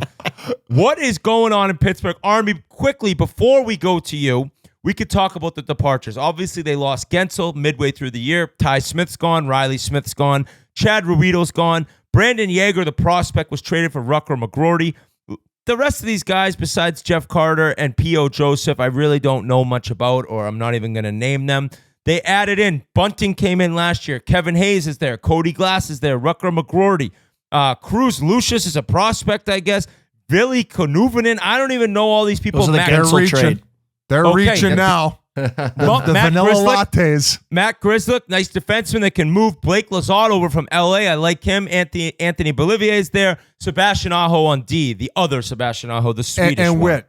Let's not forget, I think if Kobe joined the team, their average age would actually go down because they're right now the oldest team in the National Hockey League, going out there with walkers during warmups. Army, the vanilla lattes. What is happening with the Pittsburgh Penguins, and what's your prediction on what's going to happen this season? Well, boys, good to be here. I'm already back on the grind. I am in Vegas at NHL Media Day, which kicks off as they watch this today. All the stars will be coming in. I'll be moving and shaking with all the big boys in the league, getting rubbing some elbows, scoops, rubbing getting elbows. pigeon tossed. And actually, last year when I was here, I was in the Hornets' Nest, boys. I was in this very place in the exact same setup, going to probably do some of the exact same things when you guys blew the arena apart. All the reporters, oh my God, when Busy Babs started going after the Babs thing. And I was there that morning. The time change, the pod dropped. And all hell broke loose in the arena. It was insane. Oh, no. So I'm hoping to have a more calm feeling while getting back in the saddle and getting things going after a summer that I felt was rather short. But nonetheless, we're ready to go. And what are the Pens going? I don't know. We got so many new guys in this lineup. Like Whit, you went over it. Like, you know, my big things that I look at, the big talking points of the Penguins. One, the Crosby extension. When's that going to happen? I think that's a thing that will happen. I don't know if there's a rush for it, but I do think that's a contract and extension that'll get done with Crosby. You're in trouble when the fucking first topic is Crosby's extension. Well, I think that's the big over story. Anything else over this team. I think that's the big story. The next story is, what are they going to have to improve at for next season to even be better? I think it's fair to say that their power play completely mangled you think their that's season. fair to say, Arm Dog? I think it's really fair to say. Todd Reardon actually lost his job because of that. He ran the power play. He's gone. David Quinn now replacing him. Sully's good buddy, best buddy. They sound alike. Will come in and they'll try to sort that out. There's like, in the analytics community, I'm sure you guys have heard the saying, that's not sustainable. There's no way they could sustain that. Like, I don't think you can run that power play that landed at 30th in the division. In the league. By the way, Army, 30th in the league. Any worse with the players you have out there. So that there's had got to be four Hall of Famers on it. Yes. They had four Hall of Famers on that power play. It was unbelievable to watch. Not only that, they tied Montreal for the most shorthanded goals given up in the NHL also with 12. So it was a disaster all around. Talk about giving up leads. Giving up leads, not being able to score a power play goal at the right time in the game, giving up leads and blowing games. They did it a ton. There's a few things. Some guys obviously have to step up. Sid not being one of them. He improved on 93 points, 94 points last season. He probably would have had 50 goals if the Gensel trade didn't happen, and if that power play was kicking, he would have been over 100 points for sure had that happened as well. I think Gino's got more. I think he's got a bounce back to give. I think Rust has some more pop to give. Raquel had a massive down year. He was a shell of himself. He was in like 25 game droughts and just couldn't keep things going, hoping he can rebound. The Bunting Carlson move, didn't quite work out with the power play. It seemed like it was not as comfortable maybe in trying to get used to everybody. Can those two guys now be a little bit more comfortable and improve that? Goaltending, Jari up and down. He had some good runs. That is a huge one. That's something that I think everyone's waiting, for him to kind of rise to the occasion and kind of take the reins. Nedeljkovic had like better numbers than him. I think better win-loss record than him.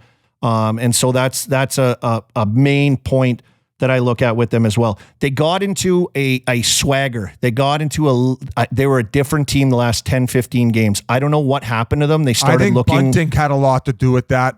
I like the sandpaper he added to the lineup. It felt like he had some good chemistry. They needed a guy net front shaking things up. Yep. Like, did Crosby lead their team in fighting majors last year? Every time there was a scrum, it was like him leading the way. Boys, Chiclets Cup soft. last year in Buffalo. Went to the game. I called that game, preseason game. I think it was like my first preseason game I called. Crosby dropped the mitts for the boys. He got to fight in the preseason. So yes, I think that is a big reason, Biz. I think his sandpaper. That's why I'm excited about the trade to get Rutger McGroarty. He's a year older than Jäger that they traded. He has a little bit more of that dimension to his game of like a 200-foot hockey player type guy. And I think he can bring that in the lineup. Where is he going to play? We're on the right side. I look at their lineup with the guys they brought in: Lillis, Crosby, Malkin, Hayes, Eller, Achari, Glass. Those are all, I think, centermen. I know some of them are versatile and can play wing. I've seen Achari play wing. I know Hayes has played wing. He'd rather play center, I believe. I've heard him say that before. But a situation where they're going to have some moving parts, and where's it all going to fit, and who's going to play with who? Who's going to be with Crosby and Russ on the first line? Who's going to be with Bunting and Malkin on that other wing? Where's everyone going to slot? And the one thing I think they're excited about in Pittsburgh, at least management, that their bottom two lines, the third and fourth lines, are like 2 third lines. So they have like a lot more depth there. So I like that Drew O'Connor. And Drew O'Connor had a career year last year and exploded on the scene. What's he going to be able to do coming into this year where he actually popped? Like, I thought he would be like a grinder type guy that could do, like, he was a player. He really stepped up and made something happen. You're right, Whit. Here's the scariest thing for me on this team. Last year, they don't get in the playoffs, and yes, they gave it their all at the end. That run they went on was impressive, but the special teams and the goaltending, Crosby, Malkin, Letang, and Carlson didn't miss a fucking game. They didn't miss a game, Biz, and they still didn't get in. Would all of you guys have thought that? No, and I would have guessed that the power play would have been incredible. Now, I do think, and this is not a former player looking to chirp coaches, power play is coaching. A lot of it has to do with coaching, the system you decide to run, being hard on guys, calling great players out. That's what needs to happen on good power plays. Edmonton, I'm not trying to bring up Edmonton. Edmonton has accountability from the coaching staff and the players. And you're not just going to tiptoe around guys because they're future Hall of Famers. You're going to be telling them this isn't good enough on what we're trying to do up a man. And you have all those guys. There's like too many cooks in the kitchen when you're on the man advantage, and you need to figure out a way. Letang and Karlsson cannot be on the power play together. You got to pick one of them. In my mind, it's Karlsson. Does Letang then get pissed off? I don't know. I don't know how that's working out. But the fact that those 4 players didn't miss a game and they didn't get in, the odds of those guys being able to stay healthy are very slim. And then what happens? That's the panic right there. Yeah, how did that dynamic work out from a full 82 game perspective? Because it seemed like when Karlsson was picked up, that Letang was going to be okay playing second fiddle. And also I felt like Letang's offensive game had maybe like rescinded a little bit. So it seemed like the perfect 1-2 at that point. And in production-wise, I mean, Letang was like just a few points shy of Karlsson. Yeah, 1 point shy of Karlsson. I know they started with both of them. Then they went to Karlsson strictly. I think it was left to sit a little long when it was really struggling, when you could have really shook it up or done something different, maybe a little earlier. I know power plays and special teams are finicky. Whit, you're primarily more of the NHL special teams power play guy, but I know like you can get cold. We got a visitor. We got Watt. Oh, that's Ryder. What up? What? What did he say? What up? What a beauty. But I know Whit. I know power plays can be finicky, right? Like you can run cold, and why? Exactly. Why do you run cold? I don't know. They didn't have anything. They didn't have anything. Then they went to Letang. Then they took Gino off. Then they moved this guy here. And there was long gaps of it just sitting idle in those spots before like a little shakeup did happen. But for whatever reason, it was all year long. Like they would score a power play goal, and then you're like, okay, maybe they can run some games together here. It never really set in. It never really took off.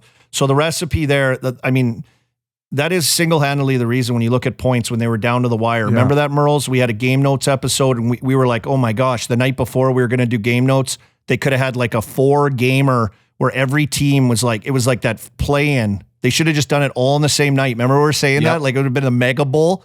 I think Biz called it the mega bowl or something. Now I forget what the number is, but there was a stretch where they didn't score on like 50 straight power plays. So that was kind of the stretch of the season, which I think that we were trying to do the numbers where it probably cost them about 7 to 10 points in the standings if they would have even just capitalized at like a 15 to 20% rate, which they should be given the fact that they have 4 Hall of Famers. You touched on the 2 bottom lines kind of being 2 third lines. I felt like they lacked speed, and no disrespect to Jeff Carter, who had an unbelievable career and a great send-off by the organization, but I feel like he kind of like regressed in speed. So they didn't really have that pop and didn't have that energy provided by those bottom lines. They had no speed, no nothing. Like they looked even more boring than the fucking Islanders. Yeah. Let's look at Bunting. You talked about his game. O'Connor, what he could do now, maybe and after a career year, kind of take a step. Blake Lizotte, not a big guy that they picked up. This guy's a pistol out there. He's all over the place. If you see him play, like this guy's a buzzsaw. So he'll bring some of that. I think Achari, Glass, where do these other guys fit in, right? And what can they do? There's skill there. There's a little bit of speed, and there's a little bit of sandpaper with Achari's game. The guy's a human. He's a possum. He's a possum in the pantry, as I call him when I'm broadcasting the games. But they had to upgrade and look at things. And I think too, going to Dubas's thing here with managing the situation, managing the older players, managing the contracts, the SID extension. And also at the same time, when you look at Letang, Malkin re-upping the year before or a couple years before, and then Gensel's contract lingering there, like what's going to happen at the expense of Malkin and Letang, who are lifetime Penguins in the same class as Crosby, of course, being there. Something had to get done where you had to pull back and get something. Their cupboards have been bare for a long time. Like they have just been gassing first rounders to go for it every year. They're giving up those, trading a pick for a guy. And that's just the way that business was done in Pittsburgh. So I think he had to make a decision on, trying to salvage, and Riley Smith didn't work out. And some of these guys that, off the top that Whit talked about, they needed a little bit more. Can these guys come in and settle in and get comfortable enough to provide something different and some kind of different pop for this team? And at the same time, they were able to, pick up a Rucker McGroarty, who I think will play on this lineup this upcoming season. I do like him. I like the way he plays. I liked his game. I like everything I see about him. He How's that Dubas Kool-Aid taste? Bone crushing hit at the World Juniors. Didn't he pop a Swede pretty good there, Merles? Yep. No offense. You love that, absolutely. When they're popping the Euros. Army, I love that you haven't talked about is Cody Glass, number 6 overall pick. Like the talent is there. In Vegas, he never got a shot because of nobody there, and then the injuries. He's the guy I put him on Crosby's line. Here's your last chance. Go and play with him. It is kind of last chance saloon here. Yeah. Right? But give him a chance with Crosby and see what happens. I think he looked pretty good in Nashville, didn't he? I feel like he kind of started taking popped. that. He popped. He started to pop, but injuries got in the way again. Like he just something needs to go right for him. Like he's a high pick. What was he picked when he 5th overall? 6th. 6th overall. But it was 2017. We're coming up on 8 years, right? It's it's shit or get off the pot time, and injuries are an enormous part of that. I think Crosby is such an incredible storyline. I know you let it off with the extension. It is true. Going into his 20th NHL season, has played all 82 the past 2 years, 93 and 94 points. I think 12th in the league in scoring last year. It's incredible to see what he's doing. Now, if December and January comes along and it's like they're struggling, they're out of the playoffs, I've been told by numerous people that he will never sign anywhere else and he'll never go anywhere else. I would beg him, please go somewhere else. Let us watch you compete for a Stanley Cup. Let us see you in the playoffs, sending yourself off in this Hall of Fame, top Mount Rushmore type career in the National Hockey League. But it sounds like no matter what, that will not be happening. You got to give credit to him as a loyal guy and wanting to be with one team his entire career and looking to get that 4th Stanley Cup. It's just, there's just not enough there. I don't have them in the playoffs. I think, yes, if Jari plays amazing and they get the power play figured out, they can get in. Too many question marks. Too slow of a team in the current NHL style of play and how quick teams are on getting on pucks and forechecking. I don't see it in Pittsburgh, and I think they're going to be on the outside looking in again. I think if they can... Sorry, I think what Whit's trying to say, Army, is when do you think Crosby's getting traded to the Avalanche? They can't afford him, can they? They can't afford that. Are they going to extend him there, or will he go and come back? Yeah. I think he's a lifelong pen. That's just one of those things, and I think it's a thing that'll get done. It's not a rush. What I saw last year, and I know the team is going to be different, the identity they had last year, if they can find that and get the special teams going and Jari, I think they got a chance just because of what you guys have reviewed already. The Islanders, Carolina, these teams. I think it's Carolina, the Rangers, and the Devils. And then what? And then what do we have in this division? I got 5 from the Atlantic getting in. That's you why. You got 5? Oh. Yeah. Oh, we'll save that for later. That's where I think they have a chance to kind of sniff in there if they're going to get in and around those teams, in and around where they almost snuck in this past year. With improvements in certain areas, which I think they're due. Like some of these players, it's shit or get off the pot time, as you guys said. Improved power play, hopefully, to what we've seen in Pittsburgh for the last 40 years of what their power play always is. And I think that they could give themselves a chance of sneaking in. So Pittsburgh has made me look stupid the last 2 years. I do not have them making playoffs. I just had 2 quick ones for you, Army. What's the second and third pairing on the back end looking like, aside from Letang and Carlson? And my follow-up was, there's some games I'd watched last year where Carlson would make these incredible offensive plays, but it seemed like for every unreal offensive play he'd make, there was a little bit of liability defensively. And maybe I don't know, that's Carlson. Effort, I know, but the lack of effort being shown despite him still getting big minutes, does that affect the rest of the team in a negative way? It's almost what? I know he's a future Hall of Famer, but this guy can kind of just play riverboat gambling all game long. It kind of it seems like a contrast in the way Crosby would want them playing versus how kind of Carlson is. So is there a bit of a does that trickle down even the lineup? Even Letang, Letang gets shit on for being not great defensively. I feel like people do. He plays hard minutes. He plays hard and he battles and he's there. I wasn't talking Letang. No, I know, but Carlson on the flip side is, like you said, a little bit of a riverboat gambler. There's no question. Like there's times when I'm watching and you know when a team is starting to transition the puck and he ain't going back. Like he's got a bead on this pass and he's going to step in and pick it off like ice in his vein shit. And I'm like, sometimes it works and it looks awesome. And then sometimes it doesn't work. And it's like, oh, here we go. What's like going whit. on here? Yeah. Yeah. And I think that's what you get with him. I mean, some of the plays, like you said, he has that internal clock where he somehow has an extra second more than everyone with the puck, where he can hang on to it and thread the needle. His playmaking's huge. I'd like to see him shoot more. Too many shot passes. And I know like we see that more and more in hockey. But not enough like just ripping pucks through and snapping pucks through. Too much. That's the like, too many cooks in a kitchen. You don't. Yeah. It's like you don't want to shoot because Gino's looking at you. Sid's possibly looking at. It's there needs to be like one dominant person on a power play. Well, Those it are has the to best be. It power has to plays. be Carlson. Who's getting the gag ball? Who's going to be the dominatrix? It's got to be Who's the Carlson. gimp? Yeah, it's got to be Carlson. Then if you're running a power play and he's your guy, it's got to be him. And he's got to have that mentality that he's running it, that he's blasting pucks through, that he's making those things happen. So something for them and David Quinn, who's new on the block, to come in and figure out a couple more things before we move on. Ooh. Some milestones on the horizon as we talk about veteran all-star Hall of Fame players. Evgeny Malkin, 2 goals away from 500, gentlemen.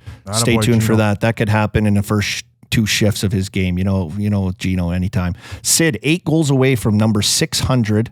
46 assists away, 10th all-time to pass Gordie Howe coming up this season. Wow. And 46 points from 10th all-time to pass Joe Sakic. He's creeping in and passing names of guys that I have sticks named. Their names are on sticks and patterns. And he will be the first player, if he can do this, to record 20-point-per-game seasons. He tied Gretzky last year at 19. He'll do it this year. It'll be his 20th season with a point a game. That's my former line mate, Sidney Crosby. I got a question though for you about Crosby. Will he or will he not be the first current NHLer to appear on Game Notes this season, which leads into that. The Game Notes will be back this season. Every Friday. Me and Army will be coming with you with all the hockey, the picks, everything. But can we get Crosby on this year? That'd be a big get. I'm going to go back to my old roommate days with him, Merle, and I used to bully him around. He was just a little pup. I used to bully him. Give me that remote, you little mutt. That's why he sent your ass to Atlanta. Yeah, I know. It after a few years, he got sick of it, but I'm going to have to go back to my old ways, Merle. I'm going to throw him in a cross-faced chicken wing on the plane one night. I'm going to wrestle him, and I'm going to submit him. He's got gray hairs there. You know how you lure him in? You do it with a Big Mac and a large fry for Mickey like D's, the old just like days, you guys used to crush trap in the him bathroom. in a little bathroom, lock the door from the outside, you need to and ask got him on him. the pot. You need to ask him, and the game after you ask him, he's gonna pop off for like 2-1, and then he's like, "Oh, he asked me," or then he might just make you ask him before every game. Yeah, we gotta get him, and if we get him on, we like the biggest thing, and you guys know this, he has to have a good game the next game, because then we'll get him again. Your careers are riding on it. He'll never talk to you again if he has a bad one. Can we afford to pay Crosby to get to be a co-host? We'd have a Game Notes would be presented by McDonald's if he had a big game, a big pop-off game. This could be huge for us. Listen, boys, we've been deep throating the Penguins long enough for a team who's not going to make playoffs. Army, we want to keep you on for the other team in Pennsylvania. Good, right? The interstate rivalry and one in which your brother works for. He's still doing player development down in Lehigh. Is that correct? Director of player development. So all prospects, yes. So like everyone in Lehigh, all their draft picks, all their guys, him and Nick Schultz there are a part of that team. They got a few other guys all over the place, but he's busy with that. And they do a lot of work this summer. I know he was busy this summer working with guys, talking to guys, getting things going. You know, I'm happy for him landing there. He's a little worker bee, and he'll get after these guys and make sure certain guys are players. So I'm pretty pumped about him. But a team, no playoffs the last 4 years. They kind of surprised everyone last year, I think, with this in-your-face style of play that Torts had him rolling with a lineup that was, I would say, probably underwhelming going into the season. But right to the last drop, they fell off at the end. And there was some questionable things that were brought up, the benching of their captain and the sitting out of this and a few moves here and there. But for the most part, even though they traded guys at the deadline too, they hung in there right to the very end. Sam Ersson and net took a big step. They brought in that massive Russian tendy. What was his name? Fedotov? Ivan Yeah, it's a Fedotov. Russian invasion between him He was and on a Michkov this year. battleship in Siberia for a year. Yep. Yeah, he was. And they brought him in. And so he's going to have to get settled. I don't think he was very good at the end there. Ersson kind of fell off. Maybe the load was too big. I talked to Danny Briere a little while ago about that, what he expects from his team. And I asked him specifically, Biz, what you just mentioned with Michkov and him coming in. Didn't know they were going to get him. No one knew. All of a sudden, he wants to go NHL. He wants to sign. 19 years old. He's coming over. I asked him, like, what do you expect? He's like, I don't know. I don't know, like, how he's going to be. Like, he's good. Like, can he be the goal scorer, though? Like, we're going to have to see how he establishes himself without putting too much pressure on him to be this, like, savior of our team and guy. But, like, you know, I think he's expected, obviously, to be like a goal-scoring powerhouse for them and a difference maker. So at 19 years old, is that fair? I'm hoping for the same impact that Kaprizov had when he came over. See, this is where I have a problem. I'm with you, Biz, and I have crazy excitement to watch this kid. Now, granted, Kaprizov was a little bit older, but if you look at his numbers in the KHL compared to Michkov's before he came, it's different.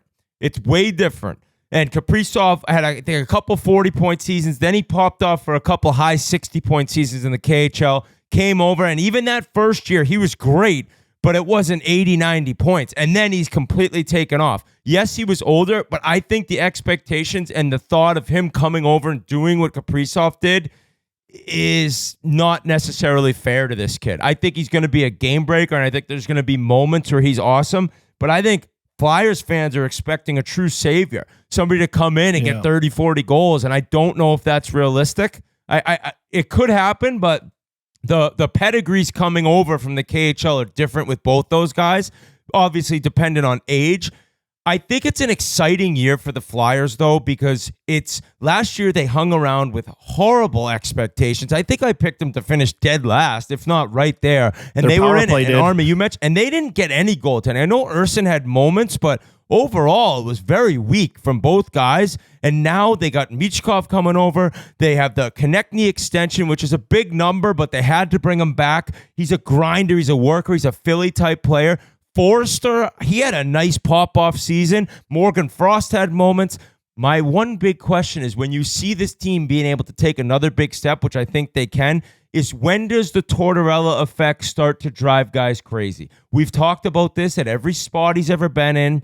At some point, it's like, oh my God, I can't handle this anymore. I don't know if that'll happen. They're young enough. That's my hot take for the Flyers this year. I think he's going to come with a very calm, cool, collected vibe this year. Because last year it was out of control by the end. It was out of control. It was, you know what? It was every week. It was somebody. I mean, and that was the one question I had for you, Army, is that Couturier, he gets named captain, and then all of a sudden, healthy scratch, and Torts is calling him out, and there's all like the agents confused as to what's going on. Like that seemed to really, especially towards the end of the season, completely change the morale compared to the prior, whatever, 50, 60 games. Yeah, and I think the one thing that they've put a lot into is obviously a plan of, you know, they traded away a lot of, like you mentioned, Walker. We've seen guys, you know, come and go a little bit and shedding off some kind of older guys to give opportunities to the Foresters. We've seen Tippett explode this year. He got a nice extension, didn't he? He's a pretty good player. He's awesome. Forrester, Tippett, you know, Brink, you got Cates, you got some of these younger guys through the lineup on the wing. Farabee, another guy that can get like a little more opportunity, but I think they're trying to build like a certain kind of team standard. And I think that's what we saw this year. And I think that was important to Torts. So like, you know, you got a guy, Couturier, missed a few years. Yes, veteran. Yes, very good. Yes, has big responsibilities of producing one and being, you know, a 200-foot shutdown guy as well against top players. But if the standard isn't there, like no one's allowed to do that. And yes, I think it can wear on you, to your point. I think that does happen. But I also think that when you've got a young team like that, like you got to keep it locked down. You can't let this slide. And when I was talking to Briere, he said the one thing we haven't done really is we haven't wavered on anything. Like the plan hasn't changed for us. And they're going to just continue to do that. Marc Staal retired. Congratulations, Marc Staal.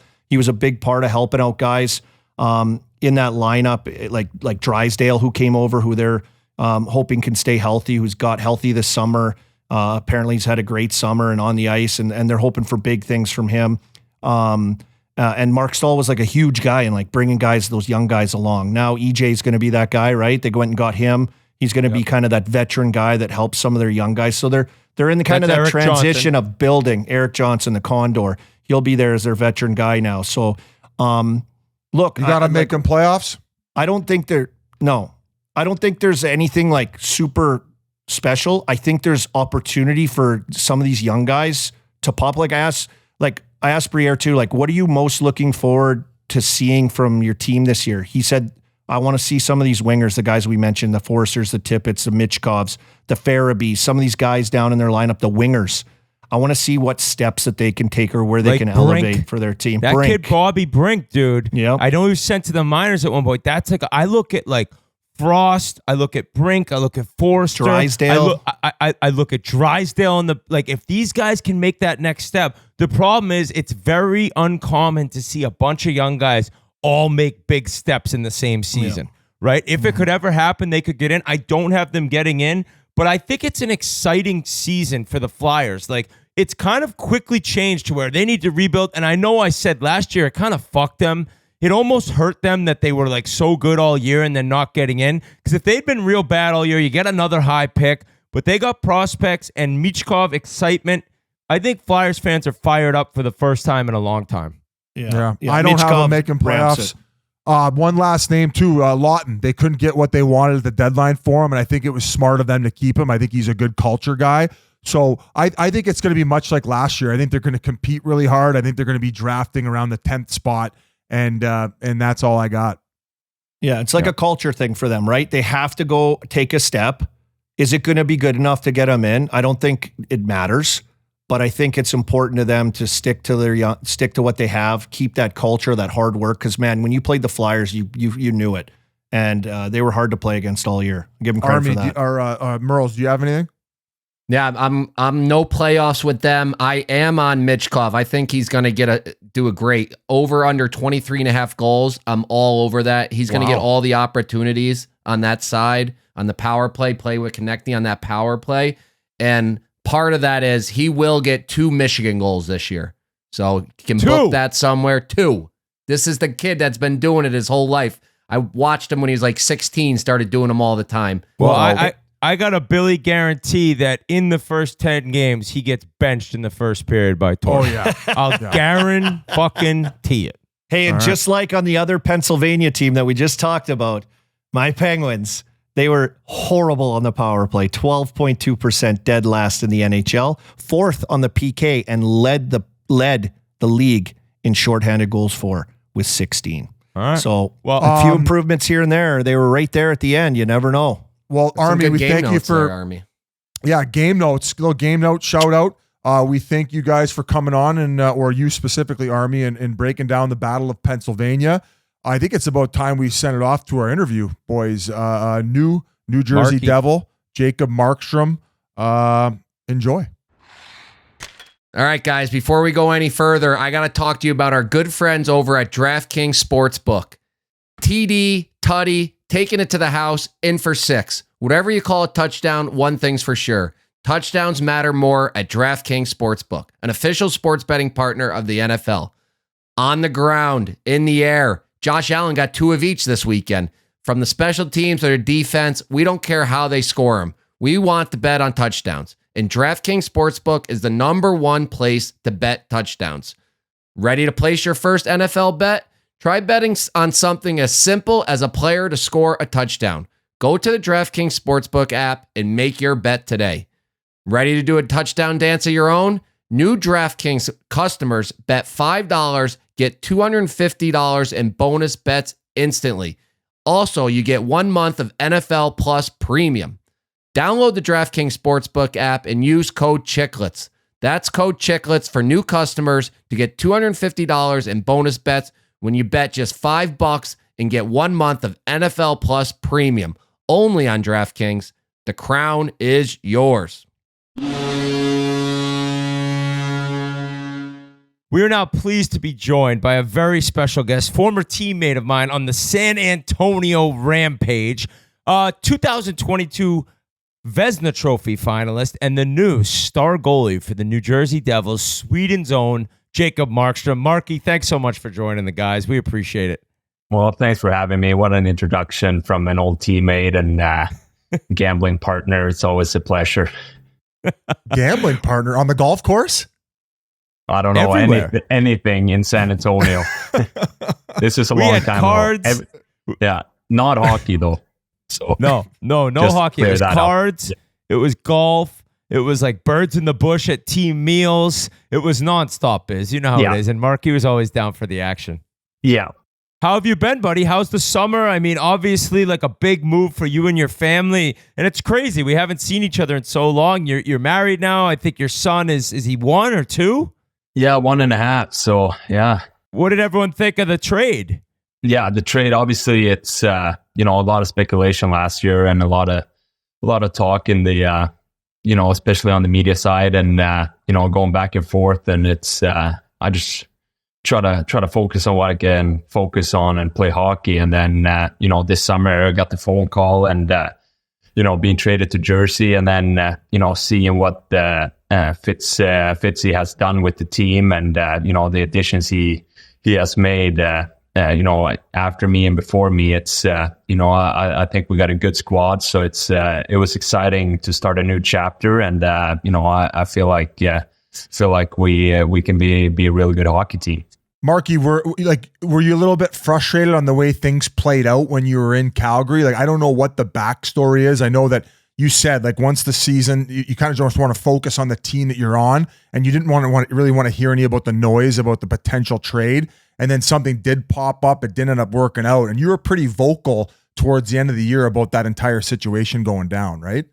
Yeah. I mean, it kind of come to a point where, one guy says one thing and then, the other guy says another thing. And it was just very different messaging from people that, it was frustrating when you're kind of set your mind on one thing and then, it goes the other way. But it's, it was obviously, very, not the greatest timing with we had the Kipper night, but, I didn't do media for, I think, they kept me away from the microphones and and all that. And then, we did media from the Kipper and, a reporter asked the question and, I'm an emotional guy and I wear my heart on my sleeve. And, I wish it was a different night, but, I didn't talk to the media much after that either. So it's, They put me in the box after that. But I think, everything worked out great. I got nothing but love and respect for, the Flames fan, the city of Calgary, and, all my teammates there. And, the organization too, and the people up top. I got a lot of respect for them. And, that's how I'm going to leave it. And, that's how it's going to be. When we played together, Marky, like you were younger, and I think that year you kind of planned on being in Florida. Then they signed Tim Thomas, but you could see like your potential and like, oh my God, like this kid could be a star. He's so big, he's athletic, and then traded to Vancouver. Is that really where you kind of felt more comfortable? Is that where your game rounded into shape? Like what ended up changing for you to become like, there's all this potential, this kid can be so good, to like now he is this good? I was always wondering, because we haven't seen each other in such a long time, that things did change and you became a complete goalie. Yeah, I think, there's a lot of people to thank, but I think the trade was the best thing that ever happened to me because of, obviously, where I was at. And like you said, too, it was always potential and, you're going to be in Florida. So then you kind of get comfortable and you're waiting for it to happen. And then, I get traded to Vancouver. I got, to start the next year, I got put on waivers, pretty much day 2 of training camp. Like the first cut, I was out. So I was, nobody picked me up. So I was like, so nobody wants me for free. So this is, eye opener here. This is not good. So then, obviously we had a great year in Utica, went to the Calder final where, somebody in this group should have a championship ring, and it's not me. He was the difference maker for sure in that series. I always tell them no points, but I tell you what, man, I helped them. I was one of the core members. Yeah, but then obviously coming back to Vancouver the next year, and Henrik and Daniel Sedin and Alex Edler, and later on Louis Eriksson came, and they're kind of just I just followed them around whatever they did. Get to the rink early, prepare, work out, work hard on the ice, and then after that, I kind of felt like, okay, this is what it takes to stay and be good in this league. It's a lot of work, so I got them to thank for a lot of my success. Do you think that maybe the early struggles, like your frustrations, because you're such a fiery guy, was it playing against you a little bit to the point where you ended up in Utica? You were kind of not forced, but you ended up being the starter there, where you had to play most games every night, right? So that's where you really learned the mentality of being in net and controlling it yourself.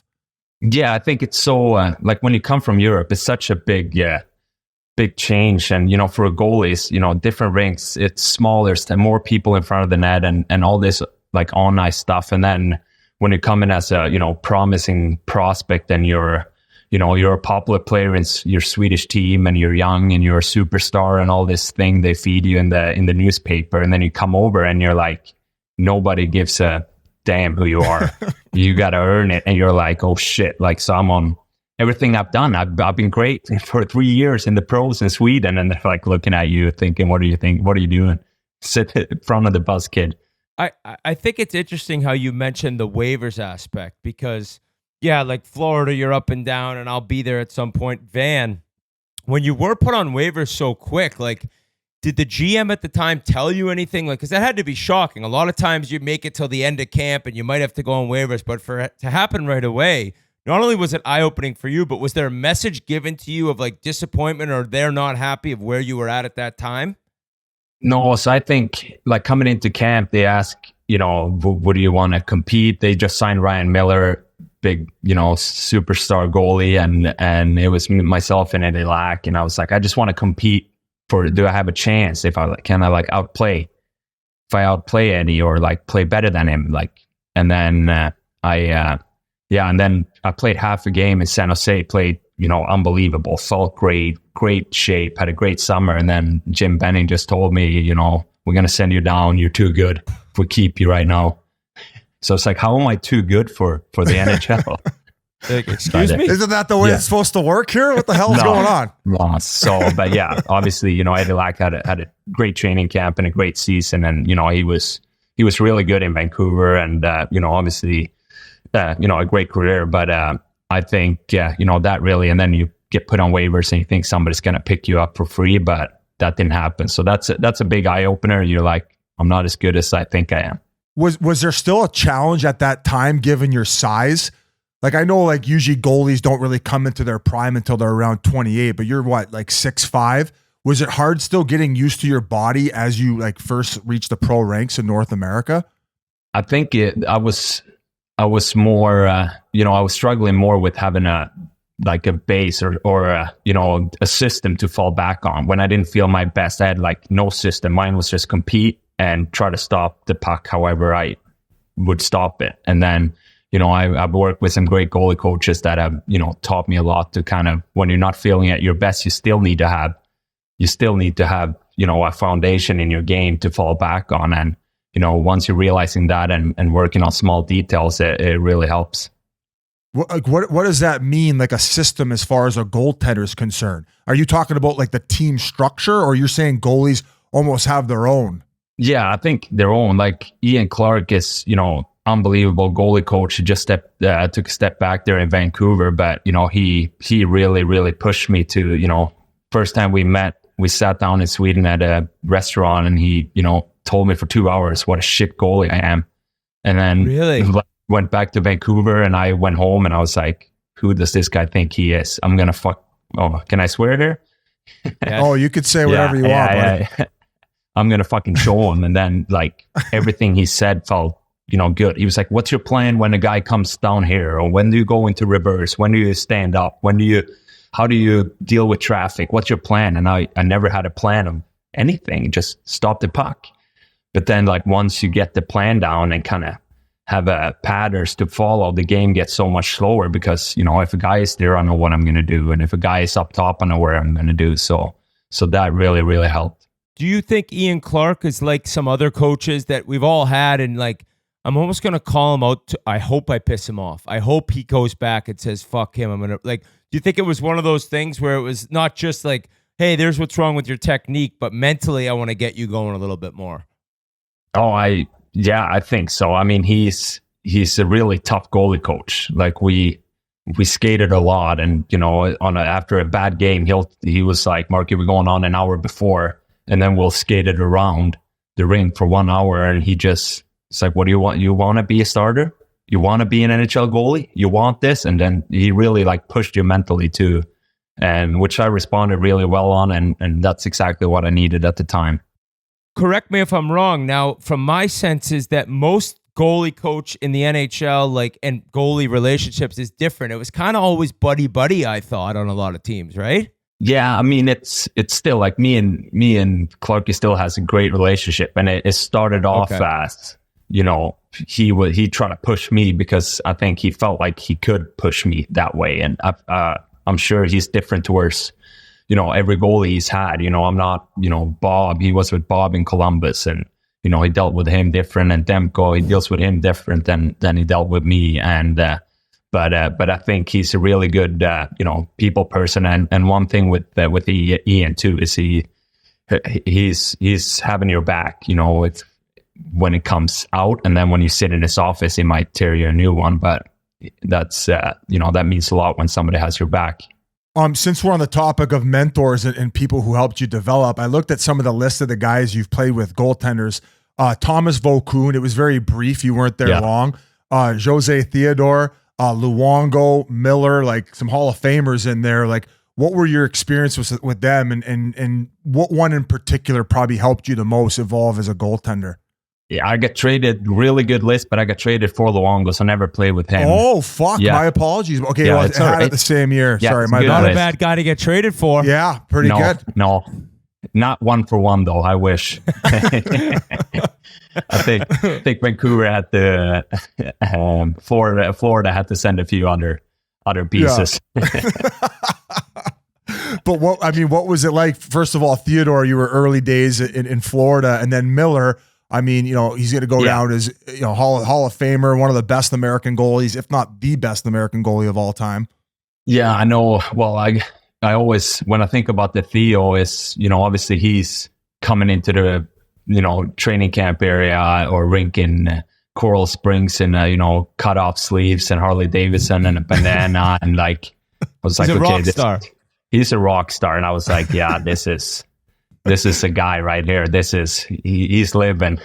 And then, I obviously sat quiet next to him, and he didn't say a word. And then after a few days, he played in Washington before. So he came, he was telling me, I heard Nicholas Backstrom. And I said, yeah, from the same town. He said, you're a good guy. That's the only reason I'm talking to you. I was like, okay, thank you. Then after that, he took me out for dinners, and, he was a great teammate to me. I've often said, like when asked about you, like, you're kind of the most normal goalie I've ever met. Like, just like a total guy's guy, where a lot of goalies get so quiet or they're a little introverted. Like, you're just one of the fellas. And I didn't know if that ever affected you with your maybe goaltending partner, because it's such a weird thing. It's a team, but you're so competitive with one another. Have you ever looked at it where it's like, he's trying to take my job, or is it all like, hey, he's one of my teammates, he's going to be my guy? Like, is that how you've always approached it?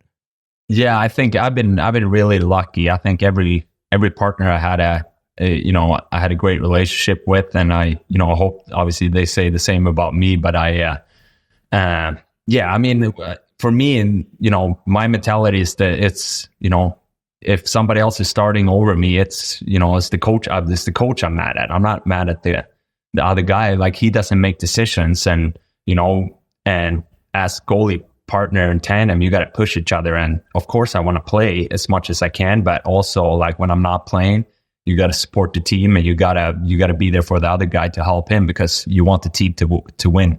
I was going to ask you about Henrik Lundqvist. Was he one of the guys that you looked up to when you were coming up in the ranks in Sweden? And also you were talking about the systems as a goalie and what do you revert back to?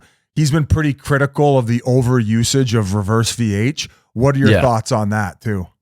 Yeah, I mean, we actually spent some time with him this summer, so we touched on that a little bit, and obviously, I think, I don't think anyone would ever play the game like he played the game. It was unbelievable. He was competitor through the core, and his system was perfect for him, and I don't think it's going to be perfect for many other goalies, but I think.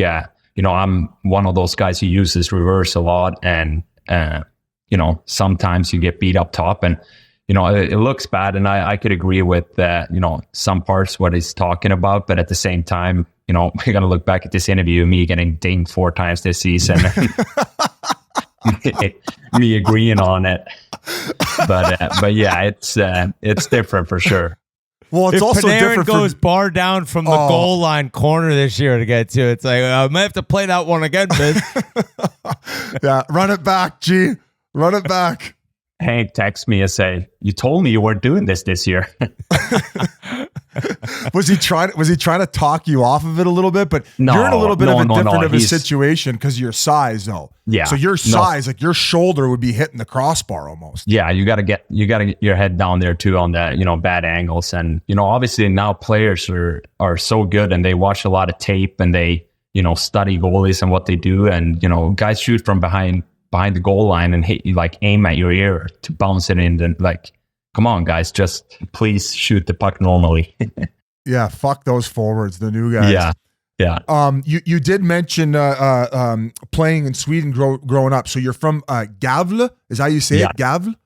Under 100,000 people, but you came up there. You started as a goaltender at a pretty young age, and they were fortunate enough to play for the local team, which is called Brynäs? Yeah, Brynäs. Sorry, fuck, my accent's killing you. And you came up through the junior ranks there and then went right off to the Swedish league. So that's that's a nice situation. You get to play in your hometown and develop through the ranks there. Yeah, no, it was awesome. Like that was like, they were really bad that one year, and I just turned 18 and they had goalie problems and they went down to the relegation series. So then they called me up to play in the relegation series, and I played, 8 out of 9 games or something like that, and we ended up staying in the top league. And for me, like as an 18-year-old, like playing with legends, like I grew up watching, like it was the best time of my life. And seeing interviews now, it's like it was the most stressful for those old guys to be relegated in like a classic Swedish team that never been relegated before. So for me, I had the best time, and for them it was really stressful. But after that, it was it was a great start of my professional career. I had my first shutout against Ed Belfort. Really? No shit. Eddie the Eagle. He was playing over there? Yeah, second league of Sweden. So the top team in second league, we played them on a elimination game pretty much. Whoever won would go stay up, and whoever loses was out back to the second league, and beat them 2-0. Loser goes home match against Eddie Belfort, and you get the W. Yeah, so that's probably what you're talking about coming over and people not knowing you, because like for people listening who don't know, I believe it's maybe the bottom 3 from the elite league and the top 3 from the second league you play, and like the best 3 teams go to the elite team. You either stay or you move up. So for you to come in, keep the team in the elite level. Yeah, you must have been almost like a god, where it's like, oh my God, this young superstar is coming in and saving us. And that's probably where it was like, this is coming a little easy for me, and I get over to North America and it's just not what it was back home, right? Yeah, no, absolutely. Like I had so much success early. Like I was still living with my parents at the house, and I was driving a Honda Civic and thinking I was the coolest guy ever. I was making like $2,000 a month, thinking I was the richest. Like I was so rich, and I was making like $20K a year, and I thought I had it all figured out. But yeah, no, for sure. So I think everything came really easy in Sweden and quick. Like you didn't have time to think and reflect about it, and every time I had an opportunity to, play in the national team or the Three Crowns, like everything went well. So like it went easy. And, it was first when I came to North America, you really had to grind for it. And growing up, I mean, you were actually always telling me like your love for soccer. Like you taught me about Ibrahimovic, your guy. Yeah. The famous soccer player from Sweden, but you were a really good goalie in soccer as well, right? Yeah, I was. That was like before high school. You kind of like in Sweden, you can choose a little later if you want to play.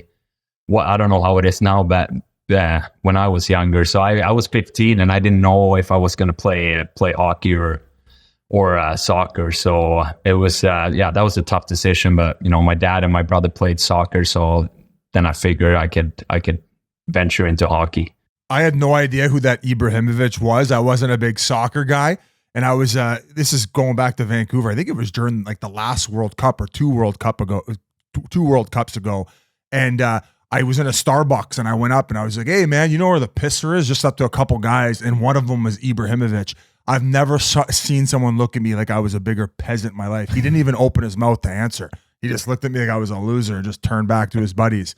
So I was like, oh, okay. You're talking to a somebody's god. Like, somebody's like, you know who that is? And I'm like, no. They're like, Ibrahimovic. I was like, oh, okay. That's it. Yeah, that's all I got. larger Biz than is life. like, you want to buy an Abercrombie shirt? It's in my trunk. Hey, we often talk about like how good the development is in Sweden too, and how they have these programs where they pass down equipment and they really make hockey accessible for the next generation. Was that the case for you? Like, was it easy to get good education and get ice time and develop?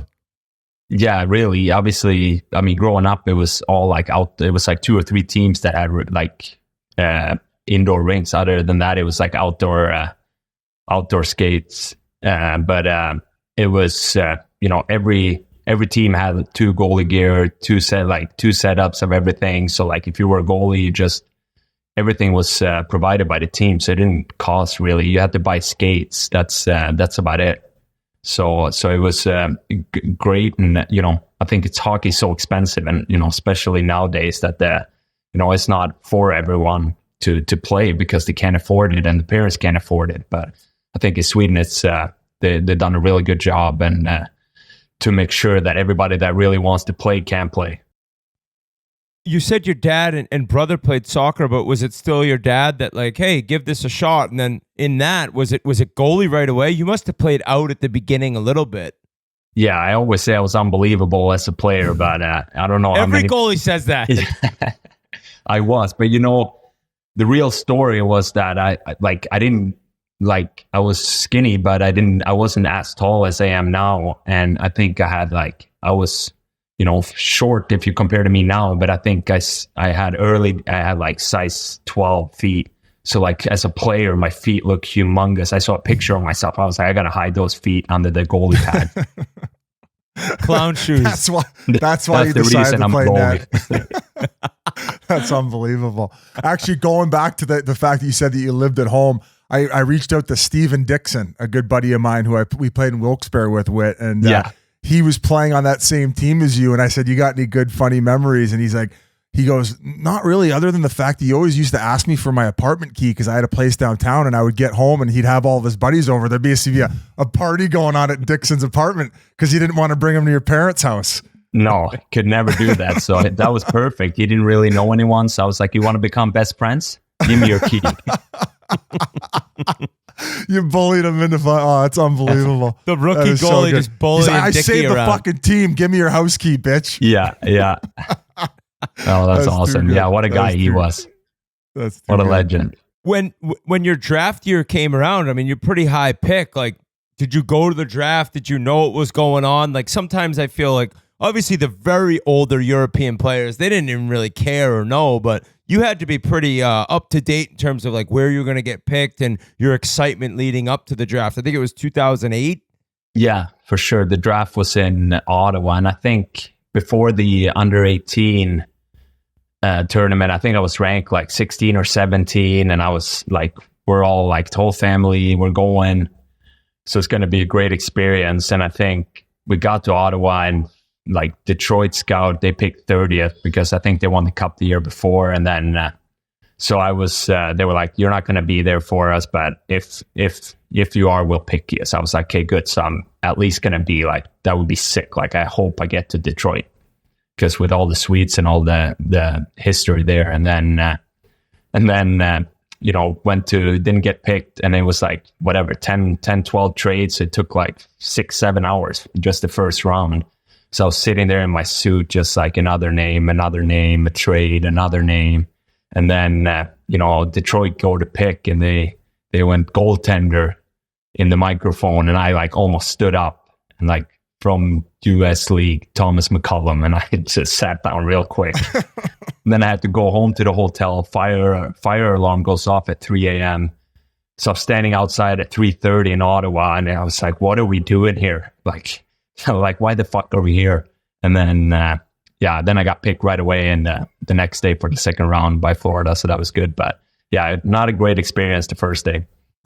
Speaking of Florida, going back to San Antonio, one of the funnier stories ever told on the podcast by Ryan Whitney was about you on the sleeper bus. Now I'm going to hand over the keys to you, no pun intended. What ended up happening after this long road trip? And I think it was what's your recollection of that? So my recollection is we're getting on this sleeper bus late at night from San Antonio. I don't know if it was after a game. And then it was after a game, and we were playing Oklahoma City the next night. Yeah. And so I get up on that. It's like 3 levels, and it was 2 beds where you put your bags, but there was a curtain there on 2 of the bunks. So like I picked one with the curtains, and then I fall asleep really easily, like everywhere or anywhere. So I just fell asleep right away. And then like I wake up, the bus is standing still. So I'm thinking we're there. And then like my phone is ringing in my pocket. So like I answer, and it's the head coach, Chuck Weber. And he's like yelling at me. He was like, where are you? Like, the game starts, we're going for a walk or activation. The game starts in 2.5 hours. I was like, I'm on the bus. Where are you? And he was like, the bus was here 3 hours ago, 4 hours ago. And then I look out, and I'm at a Greyhound bus parking lot, and look on the map in the middle of nowhere, like 40 minutes from like Oklahoma City. So then I try to figure out how to open the bus because it was locked. So then I get out there, and it's Sunday, so the office is closed. So like I go bang on there, and then go back on the bus. The fences are all locked, and it's like barbed wire. So I go on the bus again, grab my blanket in my like San Antonio tracksuit, throw it over the barbed wire, and then climb over, call like a taxi, and sit on a rock like outside the fence waiting. And there's like 2 MC people like full speed coming at me, and I'm like watching Sons of Anarchy at the time. Like I was like, this is it, like this is Jack Steller pulling up. And they pull up to me, look at me, and then U-turn it away, and then taxi comes. I get to the game, and I had a few guys like Elander and PRV was on Oklahoma, so they were like, did you just show up? And I was like, yeah. So that's the story from my I remember Biz, he's like, I woke up and I saw 2,000 Greyhound buses around me. Did you play that night? Yeah. Oh my God, you got too. This, you played good? We lost like a shootout or something, but it was a good game. But I felt like I just like early in my career, I just happened to like end up in these hilarious situations where it's like, what's going on? Oh, I couldn't even imagine your anxiety the minute that you kind of came to and figured out where the hell you were. That would have been fucking nuts. Yeah. And I was like, thanks for waking me up, guys. Yeah, he was that's chirping on us. you, He was Whitty. chirping us. Oh, for sure. You got to check all the bunks. You said you found yourself in more compromising situations. Any other silly ones like that? I mean, we got me and Tyler Plon, who was my goalie partner my first year. He was so our first All-Star break. He was going to Vegas, and he was like, "You want to come with me?" Because I didn't have friends or family there. So I was like, "Sure, I'll go." So from upstate New York to Vegas, took the flight. We were there for had no money first of all, so we lived at like a hostel, and like we're there for like 2-3 days, and then storms. So we got stuck in Vegas, so we missed our flights, and they're all canceled. So we missed the day of practice, and then the next day we had to take the red eye. So we got like late to practice number 2. And then we had the game the next day against the Marlies, and I'm playing, like coach didn't want to put neither of us in the net. He's like, somebody's got to play. So Mark, you're playing. And then I have a nap and I overslept my nap. So I showed up at the rink at 6 o'clock for a 7 o'clock game and then blew up my knee that game. Done for the year. No. Yeah. Oh so I think, It's not funny. It's not funny, but it's like, no, it is funny now when everything worked out. But like, I had so many meetings with the Florida management and my agent and, you know, everyone. That was bad. Oh, that's a tough you end up at the awards for the Vezina Trophy, and you're like, thank God it all worked out. It was close. That didn't. It was close. It was close to you being back in Sweden. Oh yeah, big time. So the year where you finally established yourself as a starter in the NHL in Vancouver, was Travis Green the head coach then? Yeah. And so was it the connection that you kind of grew with him in Utica the year that you guys went to the finals? Was that a big piece to you restoring confidence and finally maybe feeling that trust from a head coach where you're my guy?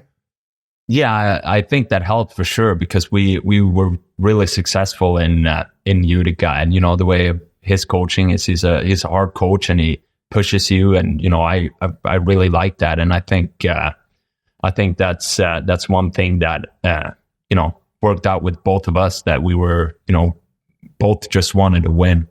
And, you know, and then, you know, I had Dan Cloutier as a goalie coach, and then, you know, obviously Ian Clark came in to really take me to the next level.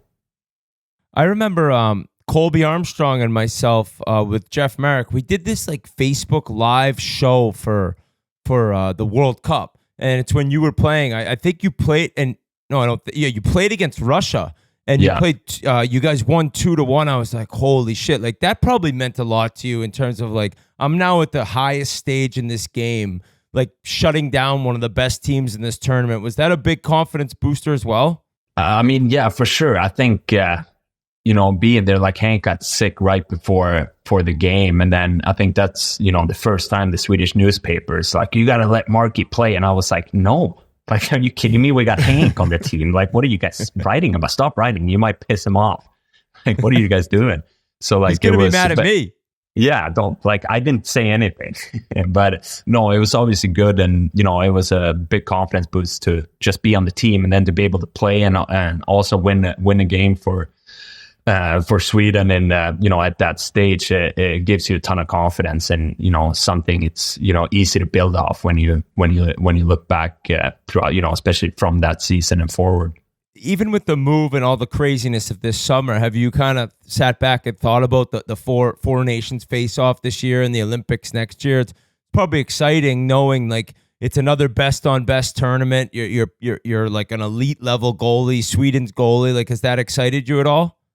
Yeah, obviously that's, you know, it's a dream, first of all, to play in the Olympics. And then, but the Four Nation is, you know, it's top of the list to be part of the best hockey. I think everybody that's in the league want to, you know, represent their country and play in a tournament like that. And, you know, it could all obviously be more teams in the Four Nations tournament, but, you know, for Olympics, it's going to be great where you get more of the top players around the league to play against each other. Marky, I got a question for you. Yeah, and I'm not trying to piss you off in terms of the Swedish-Finnish rivalry, but it seems like Finland kind of produces maybe like more goalies. I don't know if that's something that's like commonly thought of or maybe disagreed with in Sweden, but do you notice that? Do you think there's anything different in the development of the goalies there as opposed to Sweden? Yeah, I don't know. I think it kind of comes in waves.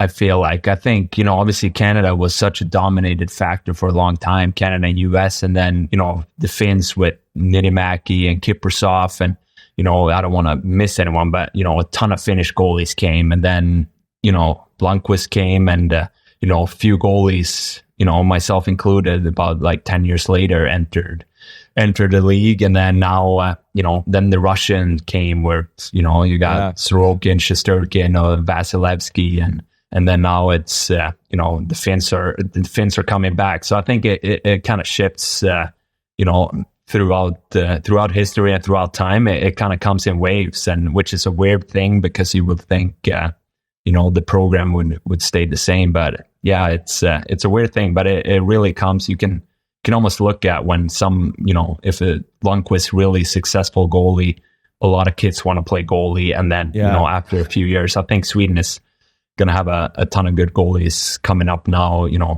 For a second year in the league, you got Gustafsson who's playing amazing for Minnesota the other year, and has a really bright future. And I think in the upcoming draft here, we got a few really good ones. Canada needs a bit of a wave. They've been lacking a little bit in the goalie department. Not to shit on Canada, but would you say that's an accurate statement? Yeah, I mean, no, for sure. I think they've been. It's tough. You look at the last 2 years ago, Aiden Hill won the Stanley Cup with Vegas, and Binnington won it. So there's Canadian goalies that won Stanley Cup champion and has been successful in their career. So it's not like the Carey Price who nominated to the Vezina finalist for 15 years in a row. Like but it's hard to come by. Speaking of fiery temper, I was just going to ask him about scraps. Have you been in the on ice scraps as a goalie? I won Binghamton. Oh, against in their old rink? Yeah, it was Manino, goalie. How'd you do? Yeah, I did really good. I think I threw one punch, hit the top of the head, and hurt my hand. I said, "What am I doing?"